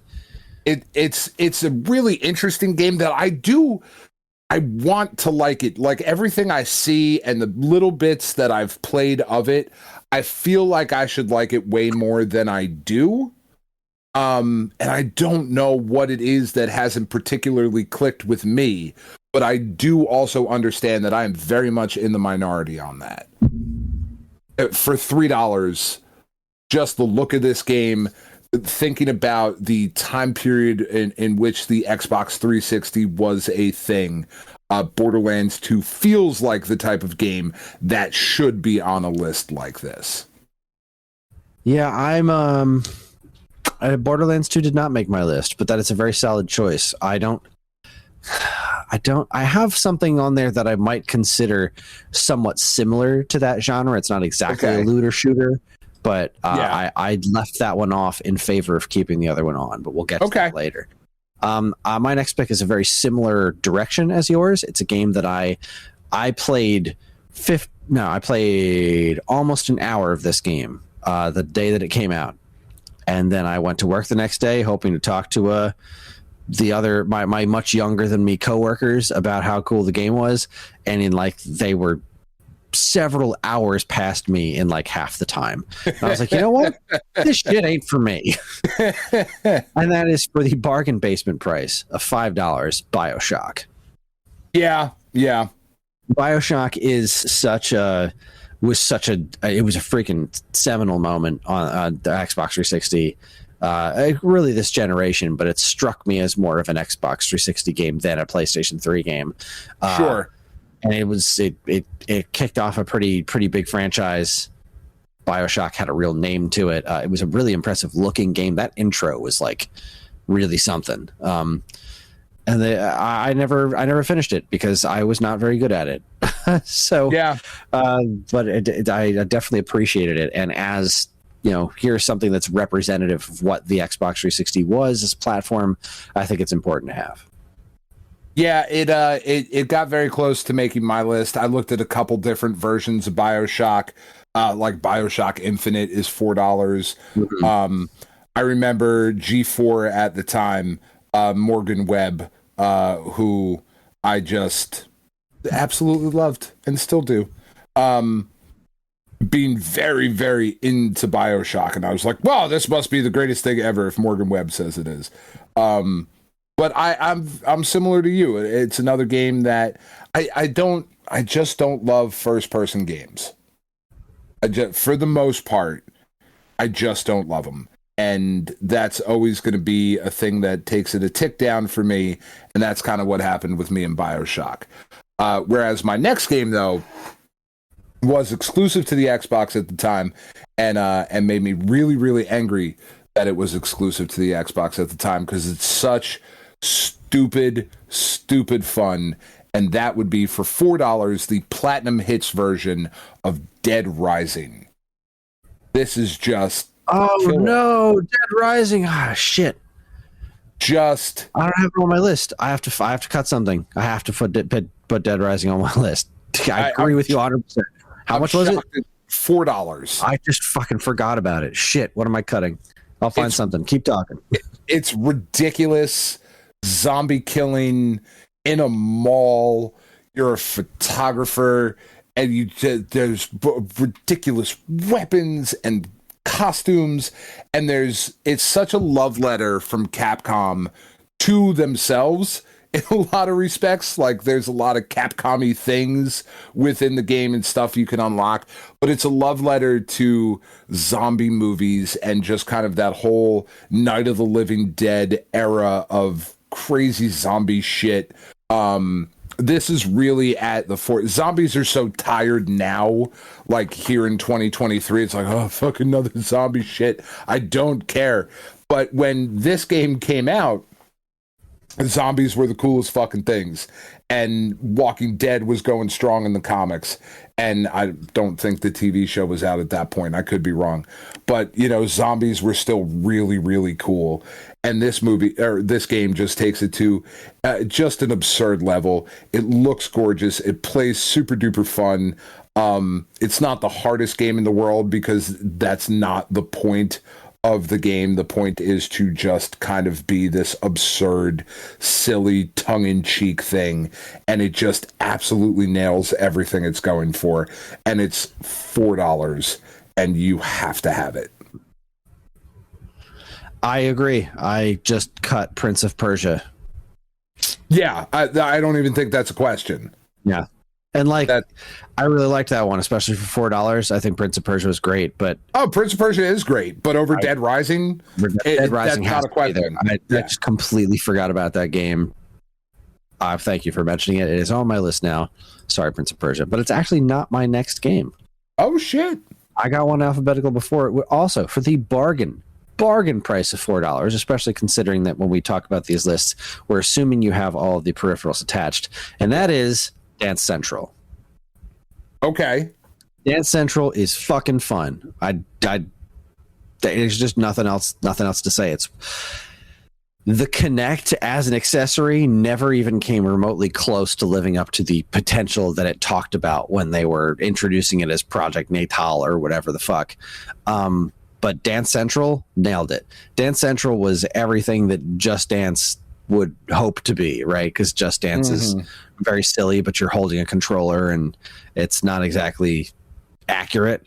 Dance Central is just a hoot. You dance in front of the camera, it reads your movements great. It's I think it's I think it's a magnificent game. I didn't play any of the sequels because we didn't stick with it past the first one, but we had a fucking blast with Dance Central, and the Kinect is a huge part of the Xbox 360's legacy, and for better or worse. For better or worse. And I do think it is pretty cool that this game works as well as it does, and I think it's magnificent. So yeah, for $4, absolutely. As if you're getting the experience of the Xbox 360, I think Dance Central is a must. I cannot argue with you because I know nothing of the Kinect. I have 0 Kinect games on my list. My next game is the most expensive game on my list, though. For $15, you're going to have DuckTales Remastered. Interesting. That game is what I like so much about that game, and what I like so much about that game for a list like this, right, is that it perfectly captures the past and the present in one package of taking a game, right, because we were in an era on the 360 and on the PS3 of HD ports and, you know, the upscales and the whatevers and all that's fine.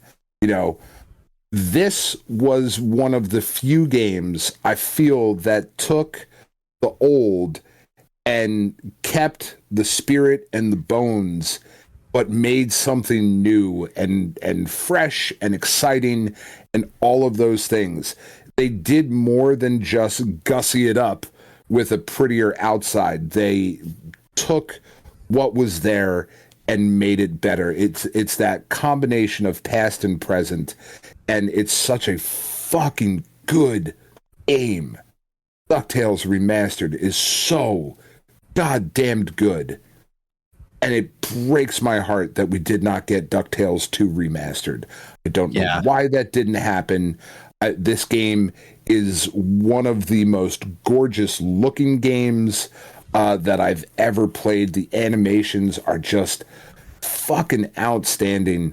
That they got all the old voice cast back. They added all the old voice cast. They added context to the shit in the game that made no sense. Like they just did a wonderful job with it.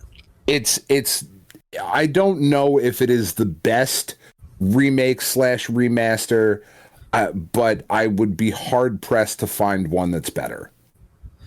I love this game. It is not on my list because I just don't associate it with the Xbox 360 at all. I forgot it was even on it. This is something that I was going to have to be considering for my Wii U list, which now looking at the price is heartbreaking because the Wii U version is considerably more expensive than the Xbox version. That said, I highly respect it. It doesn't make my list just because I don't really think of it as an Xbox 360 game. I just don't. I don't want to. Get that. I don't want to play this game with an Xbox 360 D-pad. I don't. But that said, you play this game however you have to. This game's a masterpiece. Where I would argue with you on that of it doesn't feel like a 360 game, I don't necessarily disagree with that it doesn't feel like a 360 game, but the 360 was definitely a system that had a lot of the older gamers on it, right? Like, even looking at you, for example, what did you play more of, your 360 or your PS3? Oh, 360. And not even close, right? Yeah, hands down. And I don't think that you're alone in that sort of thing. So for people like you who would have the nostalgia for the 360, I think it warrants inclusion on a list like this. I don't disagree. I wouldn't cut anything on my list in favor of it. Just as far as like getting the experience of the Xbox 360, but I totally respect your business there. Right on. Well, my next one is is just a wildly awesome game that I never finished, but I remember having it demoed for me at one of those GameStop or Game Crazy manager showcase things that they flew us out to in Vegas. Holy crap. $8, the Platinum Hits version of Dead Space. Yeah. Dead Space is, wow. Yep. That game's fucking cool. Just missed my list. Still looks so good. Even by today's standards. Fucking scary. Yeah. Terrifying. Scary ass game, man. The genius way they put the HUD like on your back. Like just, yeah. They did such a really cool job with that game. But then definitely start with the first one. I didn't touch any of the sequels because I barely played the first one, but yeah, I think it's an extremely important thing to have on your list for Xbox. It's such a fucking cool game. I'm really excited to eventually get the remake of that. That's not a game that I'm certainly going to pay full price for. Like when that's on sale, I will definitely grab that. But yeah, that's a really solid pick. Next on my list, the fifth game on my list is a game that I never really for me, but Gran Turismo is also not really for me, but in the spirit of making this list, for $6, the Walmart edition, I don't know what the fuck that means, but whatever, of Forza Motorsport 3. Huh, okay. I feel like Forza 4 for $8 because you got to have. I remember hearing the fourth one was I think Horizon was supposed to be really great, but that was more expensive all around. Yeah, I don't know enough about him, but yeah, you have to have a Forza on there. You just do. And like I said, Gran Turismo's never really. I get it, you know what I mean, and like I get it with Forza, the attention to detail and the accuracy of the cars and the way they can handle and all of that. I just don't care. But that's me. Like I'm not a car guy. You know what I mean? They should have stopped making cars in 1957 when they made the Chevy Bel Air. Like you fucking nailed it. Why are we doing anything else? This is fucking dumb. That's a perfect car. You should have fucking stopped right there. So, yeah, maybe Forza Motors. I don't know that it's that much better that in a list like this, $2 makes a difference. Maybe it does. Maybe that's just ignorance speaking. I could be way off on that, and we'll get some comments of like, actually, Forza Motorsport 3 is a fucking piece of dog shit, and you're an asshole. And if that's true, it's fucking fine. I could maybe make a $2 cut somewhere else later on if it turns out that this was indeed the wrongest of wrong picks. Huh. All right.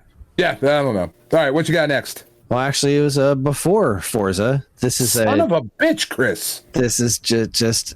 I again feel like this is something you have to have on your list if you're doing an Xbox list, even though it's not my cup of tea.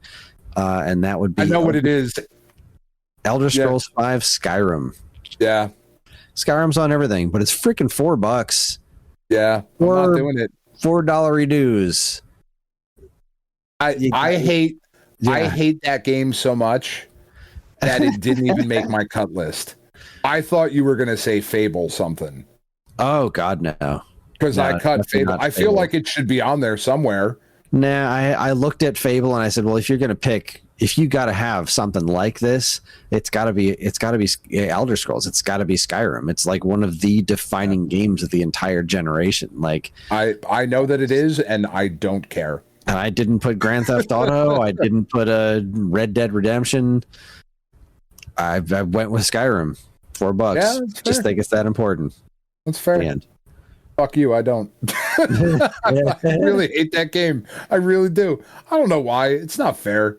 I get it. No.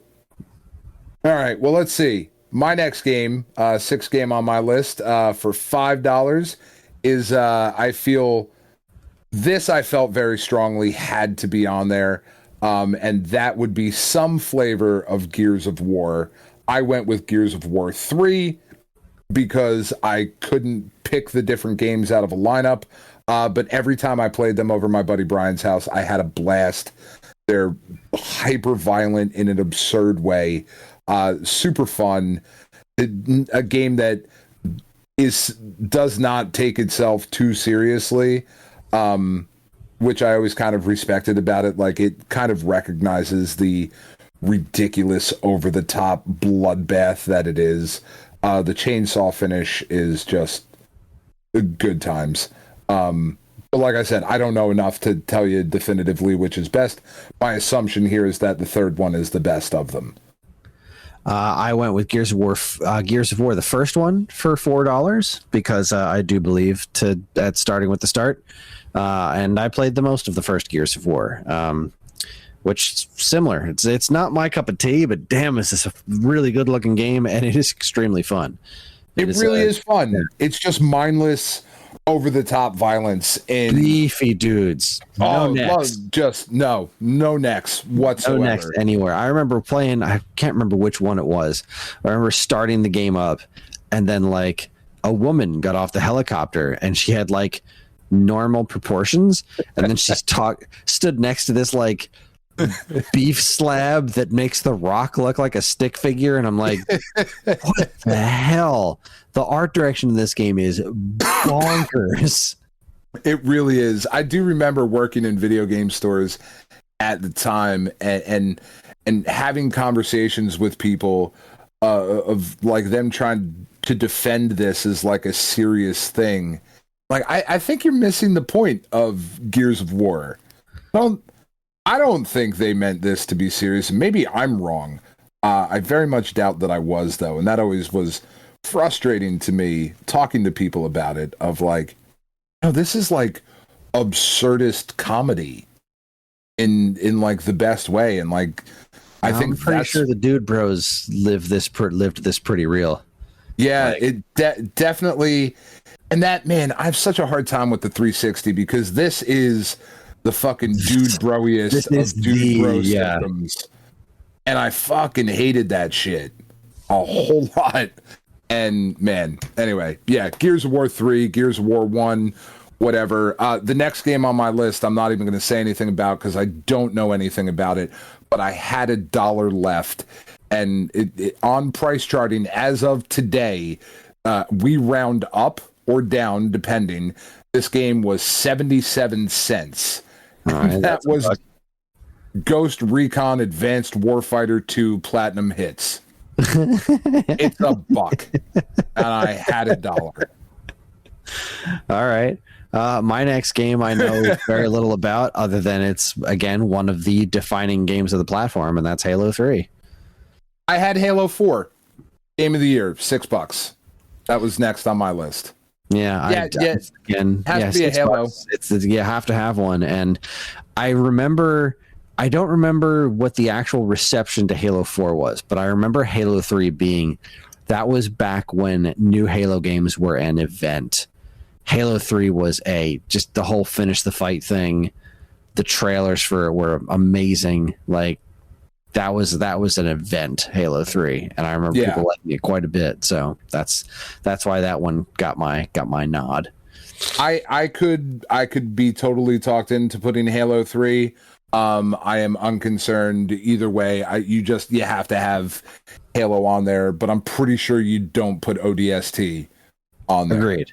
Agreed. I'm pretty sure that's the one that you leave off.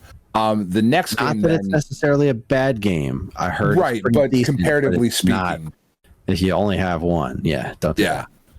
The next game that I have on my list, though, is a game that I do genuinely love, and it is a Rockstar game, and I think it is a great fucking game that everybody should play, especially if you're going to play it on the 360 for $2, and that would be LA Noire. Nice. That is such a good fucking game. It's such a good game, and I know I've talked about it on the podcast before, of just the coolness of driving around old Los Angeles with my father-in-law on the couch next to me, being like, "Oh my God, make a left here. I know where we are." Yeah, and just that, like those kinds of moments were just cool. But it's just a really good fucking game. It's a really cool detective story. It nails that definitive like noir kind of setting and feeling and dialogue. It's really well acted. It makes sense. There's not a lot in the game where you're like, well, that was some bullshit that you came up with to make the game longer. Like that really doesn't exist. All of the stories are cool. It ties into old Hollywood. Like if you're interested in that kind of stuff at all, this game is a fucking blast. Nice. Yeah. It didn't make my list, but that's because I don't really know the game. Yeah. But yeah, kind of hard to argue with that price. This next one I feel pretty confident is on your list. It's one of the more expensive ones on my list. It's $10 for the Game of the Year Platinum Hits version of Left 4 Dead. 100%. This is what I put. This is what I justified not having Borderlands on my list for. Yeah, I get that. I totally get that. They're not exactly the same, but they kind of exist in a somewhat similar space. And if I had to choose one, I'd pick Left 4 Dead. I played nowhere near as much of this as you did, but I do understand. I appreciate the importance of this game. This game's so fun. This really is the game where this is some of the most fun I've ever had playing the 360, is getting a bunch of people together and just playing through Left 4 Dead. It is just a fucking blast. And again, zombies were cool at this point, and it's gross and it's over the top, and the story is goofy as shit. But it plays like a dream. It looks insane when you're playing through it. There's just stuff exploding and disgusting zombies and bile and body parts and just gross things happening everywhere, and working together with 3 other people. It's just a fucking blast. Absolute blast. Cool. Well, then I will jump down. The next one on my list, the 11th game on my list now, that would be for $11. That would be the Mass Effect trilogy. That was my next one as well. You might as well have all 3. Yeah, might as well. No reason not to. They're cool. They're really good games. Cool. They're really good games. I spent much time with. I tried playing the first Mass Effect, and I couldn't read anything on the screen because the text was tiny, and I was playing it on a standard definition television at the time. So I didn't. Yeah, you're gonna have a bad time doing that. That's not great. Yeah, these games are really, really good, really well written. They look great. There's interesting choices that you can make. We're coming off of like Knights of the Old Republic and Dragon Age and like all of that stuff, and you get into the Mass Effect trilogy, and there's definite growth throughout the series, and it's worthwhile to play through the 3 of them. But for $11, you're getting 3 huge games that are just awesome. Agreed. What you got next? Because if you have no more games with the letter M, I'm pretty sure we have the same one for the next game. No, I actually do have one more M game. Son of a bitch bastard. This one it was $6, which seemed a little spicy in comparison to everything else that was on our list. But yeah. I just thought this was such a unique game that it warrants going back to, and that is the original Mirror's Edge. Yeah, okay. It's like a first-person parkour game that's brightly colored. It was back when Electronic Arts was riding high. They were like the third-party publisher. This was before Activision completely took over the world thanks to Call of Duty. And Electronic Arts was like, yeah, we got all the money. Let's start greenlighting all kinds of weird shit, huh? Let's let people make some experimental games. Let's try something new. And then they didn't all make $1 bajillion, and Electronic Arts was like, well, fuck, we can't do that anymore. No more creativity ever. Let's just do Madden. That's it. Just sequels. But no, I thought the original Mirror's Edge was a really cool and interesting game. And I thought that was an important thing to have on the list. I played it on the PS3. I didn't play it on the 360. I think I got maybe like 2 hours into it, and I was like, man, this is kind of cool. But I'm going to send this back to GameFly and get something different. It didn't blow me away. It's definitely an interesting idea.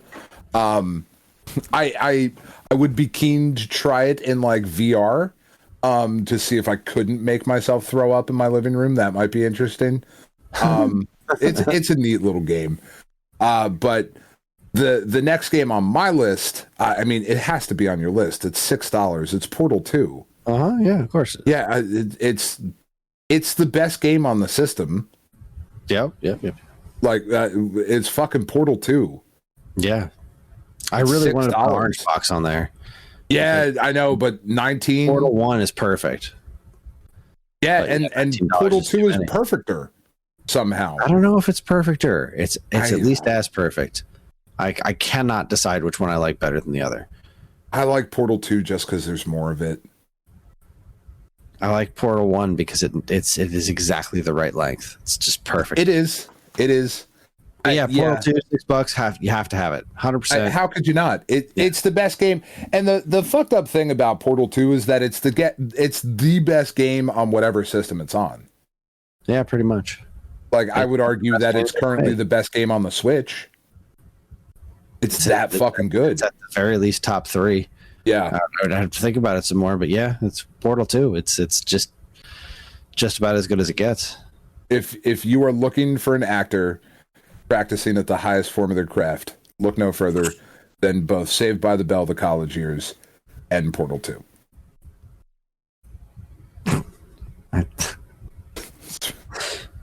What? No, it's okay. It's all right. Some people listening just chuckled their dicks off, and that makes me happy. I'm trying to think of who on Saved by the Bell, The College Years you could be referring to. It's the SNL used to parody Inside the Actors Studio when Will Ferrell would do the James Lipton, was that his name? And Tobey Maguire was hosting the episode, and he was playing Screech. And he was interviewing him, and he's just fucking deadpan looks at if you want to see an actor practicing at the finest, highest point of their craft, look no further than Saved by the Bell, The College Years. This fucking absurd nonsense. And Tobey Maguire does an incredibly weird Screech in person. It's fucking insane. Anyway. All right. Yeah. So my next one, this was my most expensive pick. But I felt that it needed to be on there because there was no Xbox 360 game I played more than Street Fighter 4. So I went with Super Street Fighter 4 Arcade Edition because it was $13, and the Ultra Street Fighter 4 was more than that. So I had to go with, I thought this was our Ultra Street Fighter 4 was $21. It's like, no, I can't justify that when Super Street Fighter 4 Arcade Edition exists for $13, which is still fucking phenomenal. I can't say enough good things about Street Fighter 4. Like I said, it was by far the most played game on my Xbox 360, like bar none. I played a ton of it online. I played a ton of it in person. I got special controllers for it. Like Street Fighter 4 it's probably my favorite Street Fighter, and that's something I forgot to talk about in the at the top of the episode. I played the Street Fighter 6 demo, so I didn't love Street Fighter 5 when it first came out. Right. And I didn't feel bad about not going back and getting it. Street Fighter 6, I was heavily considering buying for myself because I wanted to make an effort to like play it online. With some friends. But after playing the demo, I feel like I might be okay skipping this one.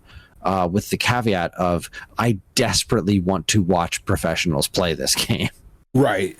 It's seriously it's like a professional sport for me at this point. I can't play football, but I will enjoy watching football. Sure. I can't play hockey. I will enjoy the fuck out of watching pros play hockey because that's just awesome.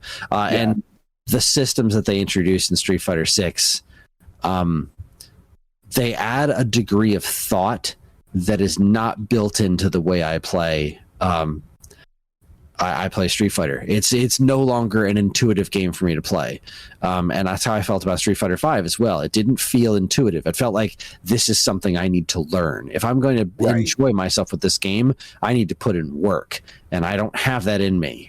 I don't have that time or kind of how I'm feeling about it. Kind of how I'm feeling about Advance Wars to an extent, but on a very different degree, because Advance Wars is so much more passive, whereas Street Fighter is very active. Street Fighter 4. I thought absolutely nailed it. That is Street Fighter perfection to me.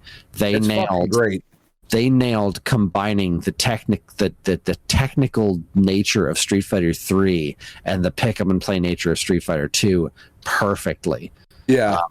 And I appreciate the evolutions that the series has gone through since then. They're important.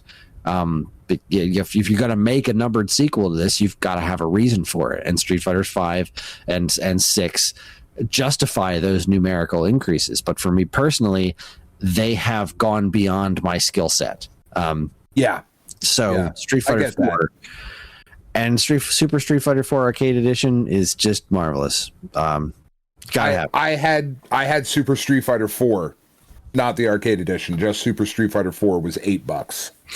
Yeah, I felt it was worth the extra money for the arcade edition because that had a couple extra characters in it.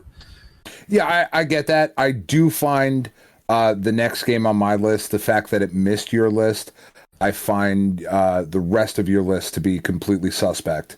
And perhaps I might even put this episode under protest. I do agree with you on the Street Fighter thing.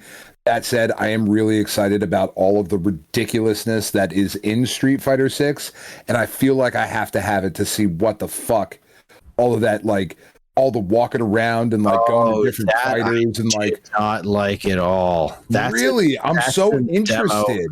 That's in the demo, and granted, you only play the beginning of it, but the beginning is a slog. Yeah, no, I know it is, and it's going... Like, and it's very create your own character centric. Yeah. It's very create your own character centric, and that's not something that I love. So it's not playing to my sensibilities, but like, boy, it's like there's something felt wrong about it. It didn't. The voice acting was very. It seemed like it was trying really hard, and it wasn't coming off very naturally. Yeah, I don't know. I made Tiff watch the video, like the Street Fighter Direct, for lack of a better term. And when Chun-Li was like talking to the created character, she was like, "Oh, that's nice. She put her pants on for this scene." And then it got to a fight a couple minutes later. She was like, "Oh, nope, there it is. She took her pants off for the fight." Go. That makes sense. They need room to breathe. All right, so what's this game that's not on my list that you think is very suspect? How the fuck is Rock Band not on your list at $12? I just don't know. I don't understand how that's possible. I think it's because I had fallen out of that kind of game by the time this generation hit. I was kind of done with it by PlayStation 2, and so I never got into Rock Band. So it just didn't even occur to me. Jesus Christ. I mean, you want to talk about fun. Like, video games ultimately are supposed to be fun. Right? At the end of the day, they can be all of these other things, but they are an entertainment medium. And getting fucking little plastic drums and plastic guitar and a microphone and just being fucking stupid for a little bit, man, the amount of fun that is had with Rock Band. I promise if you put Rock Band on today and get a bunch of people in a room that are willing to give into the experience, right? So much in the same way of like karaoke. If you get up there and you're trying to do well in karaoke, you're doing it wrong. You know, if you're like, I'm going to go up there and fucking impress the shit out of everybody with my vocal chops, like, fuck you, that's not what this is about. It's not what Rock Band was about. Such a really good mixture of songs and just interesting shit you could do, like that evolution from Guitar Hero to Rock Band, and you know, different thing, I understand, but what was Guitar Hero's version of it on tour? Was that the full band version? Guitar Hero. Fuck, because I know they eventually did Band Hero, but that was somehow different. I don't remember. That was also On Tour was the DS one. Okay, what the fuck was the full band Guitar Hero? I'll figure it out. But anyway, I mean, Rock Band is just incredible. World Tour. Okay, thank you. It's incredible. And especially for the purposes of this list, assuming that you would have your 360 with 2 guitar controllers and the bass and the drums and the microphone, for me, that is a no-brainer. Like, that has to be on there. Yeah, no, I agree with you. Absurdly fun. I did have to cut it ultimately, and again, because I don't really think of it in terms of that. It's just not where my brain's at with this generation. Sure. But no, I agree with you. You're right. How much was it? 12? Yeah, $12. Yeah, I don't know what I'd cut to put it in its place. Like, that's why it didn't make my list. I'd looked at it and be like,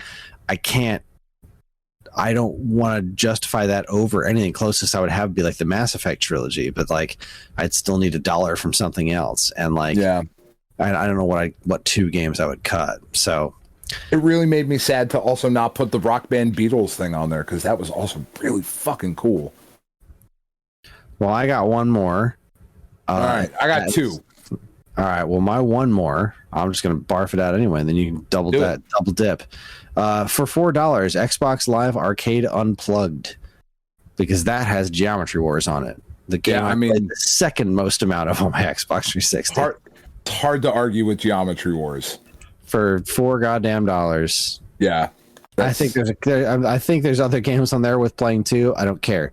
It's Geometry Wars. No, if Geometry Wars is on there, that's the one you're playing. Yeah, that game's great. You know what? What else is on here? Because if it has Pac-Man Championship Edition, then I've just sold it extremely to yourself. Well. I mean, Unplugged. I totally forgot to look at what other games were on here. So I was like, I know one of these discs had Retro Evolved on it, and that's the game to have. All right, This also has Bejeweled 2, Backgammon, Texas Hold'em, Wick and the Fable of Souls. Was such a fucking thing. Feeding Frenzy, Marble Blast Ultra, and Uno. Nah, fuck all that. It's got Geometry Wars. Yeah, just this is what you're buying this for. Geometry Wars. That's what you're buying this for. I don't disagree.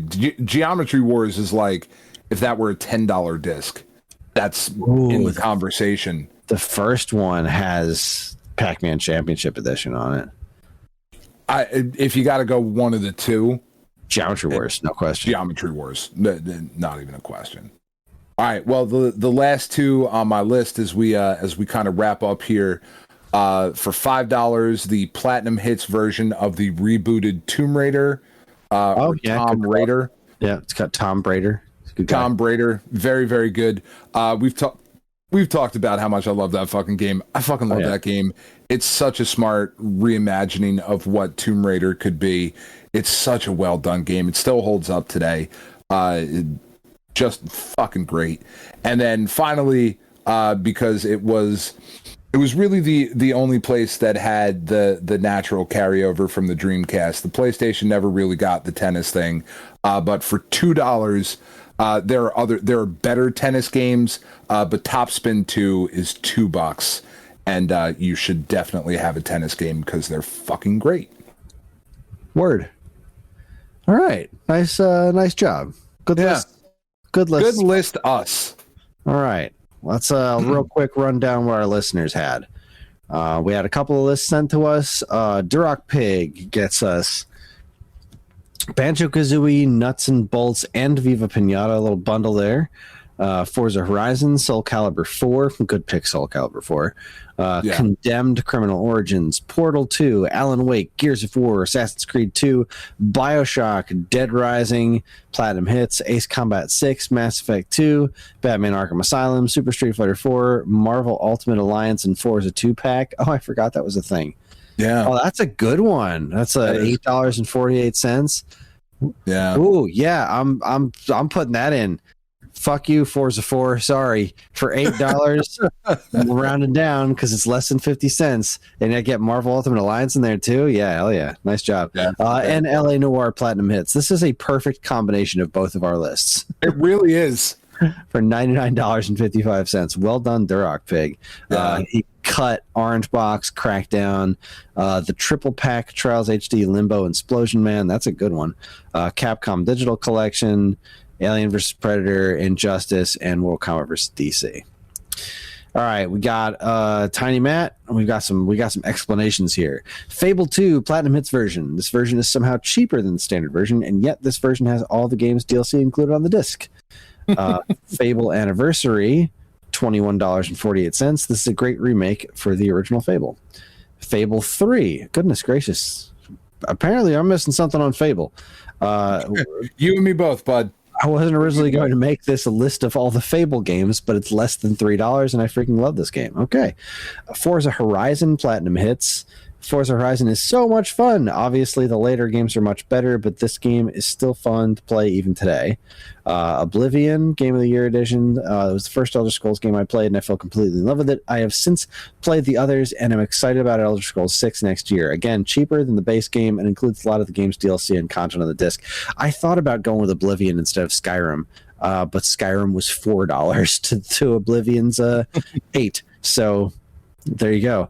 Orange Box Platinum Hits version for $18.81, Half-Life 2, and the first Portal game. This was really an awesome collection. Couldn't agree more. It was a little too spicy for my list because of Portal 2, which you also have. Still one of the best games I've ever played. Well said. Fallout New Vegas Ultimate Edition, only one of the only Fallout games I like because it was developed by Obsidian instead of Bethesda. South Park The Stick of Truth for $4.96. I love this game. There is so much to love about this game if you are a fan of South Park. The thing is, if you are not a fan of South Park, then this isn't a great game. No, and even a definitely relatively short play time of 15-20 hours might be really long. And then Borderlands 2 for Tree Fitty. This game is so much fun to play with friends, either online or couch co-op. Easily worth Tree Fitty. Okay, good times. Then we have one last thing here from Jamie Hill. Let's see. I either played or really wanted to play all these games. The Modern Warfare series and first two Black Ops games live in the top tier video game stories, not to mention the outstanding multiplayer and zombies modes. Rocksmith is an advanced version of Guitar Hero that also teaches you guitar. I forgot about Rocksmith. That's a good one. Skyrim is an obvious choice. Skate 3 is the cheapest in the series. Still very good. Halo Collector's Edition is a great remaster. Halo Wars is a masterful job of making an RTS play well with a controller. Medal of Honor reboot series were actually great, although very different from the COD games at the time. Overall, this list is a culmination of my high school years and encompasses almost every game I played during the time. And the list is Skyrim, Modern Warfare 2, Modern Warfare 3, Skate 3, Dragon Age Origins, Black Ops 2, Assassin's Creed Brotherhood, Halo, Combat Evolved Anniversary, Rocksmith, Medal of Honor Platinum, Left 4 Dead Game of the Year, Portal 2, Halo Wars, and Mass Effect 2. Good job, everybody. Mm-hmm. We have done it. What did you cut from your list? I had a couple of what our listeners put on there as cuts. I cut Ultra Street Fighter 4, obviously. I cut Lost Odyssey for $20. Grand Theft Auto 5, Ultimate Marvel vs. Capcom 3 was $10. If I had to choose a fighting game, I chose Street Fighter 4. Castlevania Lords of Shadow, Blue Dragon, The Orange Box, Red Dead Redemption, Prince of Persia, and Minecraft. I also cut Minecraft. I went upstairs and asked my kids, and I was like, all right, kids, is Minecraft a PC game or a console game? And they were like, it's both. And I said, you're fucking useless for the purposes of this show that I'm trying to do here. Which is it? And they were like, oh, definitely PC. I went, okay, thank you. Yeah, I just looked at it at $15 and looked at the other things I could get on the list for $15 and thought about Minecraft as this. It's so, the Xbox 360 version was pretty important, but even playing it now, I don't think it functions well enough. No, I think it's outclassed by its successors. So what do you got? It's modern contemporaries, and also still by the PC version. I cut Watch Dogs. I just think that's kind of a cool, interesting game. That was $3. South Park Stick of Truth, Orange Box, Skate 3, Perfect Dark Zero, just because, fuck it. Ninja Gaiden 3, Alien Isolation, that's an $8 game. I think that's a great fucking survival horror. Just a really, really intense game. It's really good. Isn't that the one that just came out on Switch? They just announced that like in the last Direct or whatever. Oh, maybe. I don't know. Probably. Yeah. Sounds right. Really good fucking game. Another shooter called Homefront. That's only $3, but I really like that game too. It's got like an interesting story of like alternate reality, United States invasion kind of thing. It's kind of cool. Grand Theft Auto 4 or 5, it doesn't fucking matter, but whichever. A bunch of Assassin's Creed games, the Banjo-Kazooie Nuts and Bolts and Viva Pinata. Just because Viva Pinata is cool and I like it. It's interesting. And then I really did want to include Red Dead Redemption on there. I felt like it really should have been there, but I got my Rockstar fix with LA Noire. So there you go. All right. No, nicely done. Well said. Well played. Well, shit, I'm tired. Fair. Well, there we go. That's everybody. 60 lists. Is that it, everybody? That's it. That's all we've got. We got to read all of our listener ones that were sent in.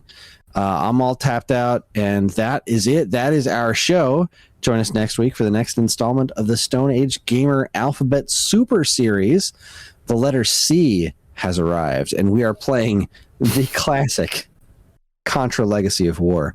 I'm going to be trying my hand at both the PlayStation and Saturn versions. I have tried my hands, and not spoilers for next week's episode, but I don't know that I've ever been angrier at you. Oh, I'm excited. I'm excited to get angry with myself. I wanted to hold. I didn't want to try them until I wanted it to be fresh. I don't want to seethe about them for a week.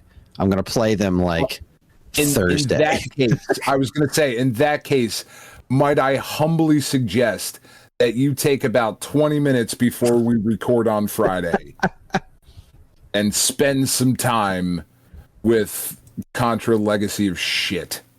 I'm excited. We are on most social media platforms, and if you want to get in touch with us, we aren't very difficult to find. All it takes is a quick look at our show notes, and you'll see links to our social media accounts, as well as all manner of other fun stuff, like a link to our namesake, StoneAgeGamer.com, and more useful links than you can shake a joystick at. If you'd like to get early access to this show's episodes, as well as a bevy of other shows on the Geekade Podcast Network, check out our Patreon, also linked to in the show notes. It helps keep the show running week after week, and all our patrons are loved and appreciated, except the ones who think we should play more Contra Legacy of War. Yeah, fuck you. Just all of them. Play more Contra. This show's theme song, Squared Roots, was written by Banjo Guy Ollie. You can learn all about his wonderful music and more by following the link to his YouTube channel, also in the show notes. And finally, as always, we'd like to thank our intrepid editor, Evan, for making this show listenable for all you folks, and we'd like to thank all you folks for listening in the first place. That is it, everybody. On behalf of Dan and myself, keep playing games.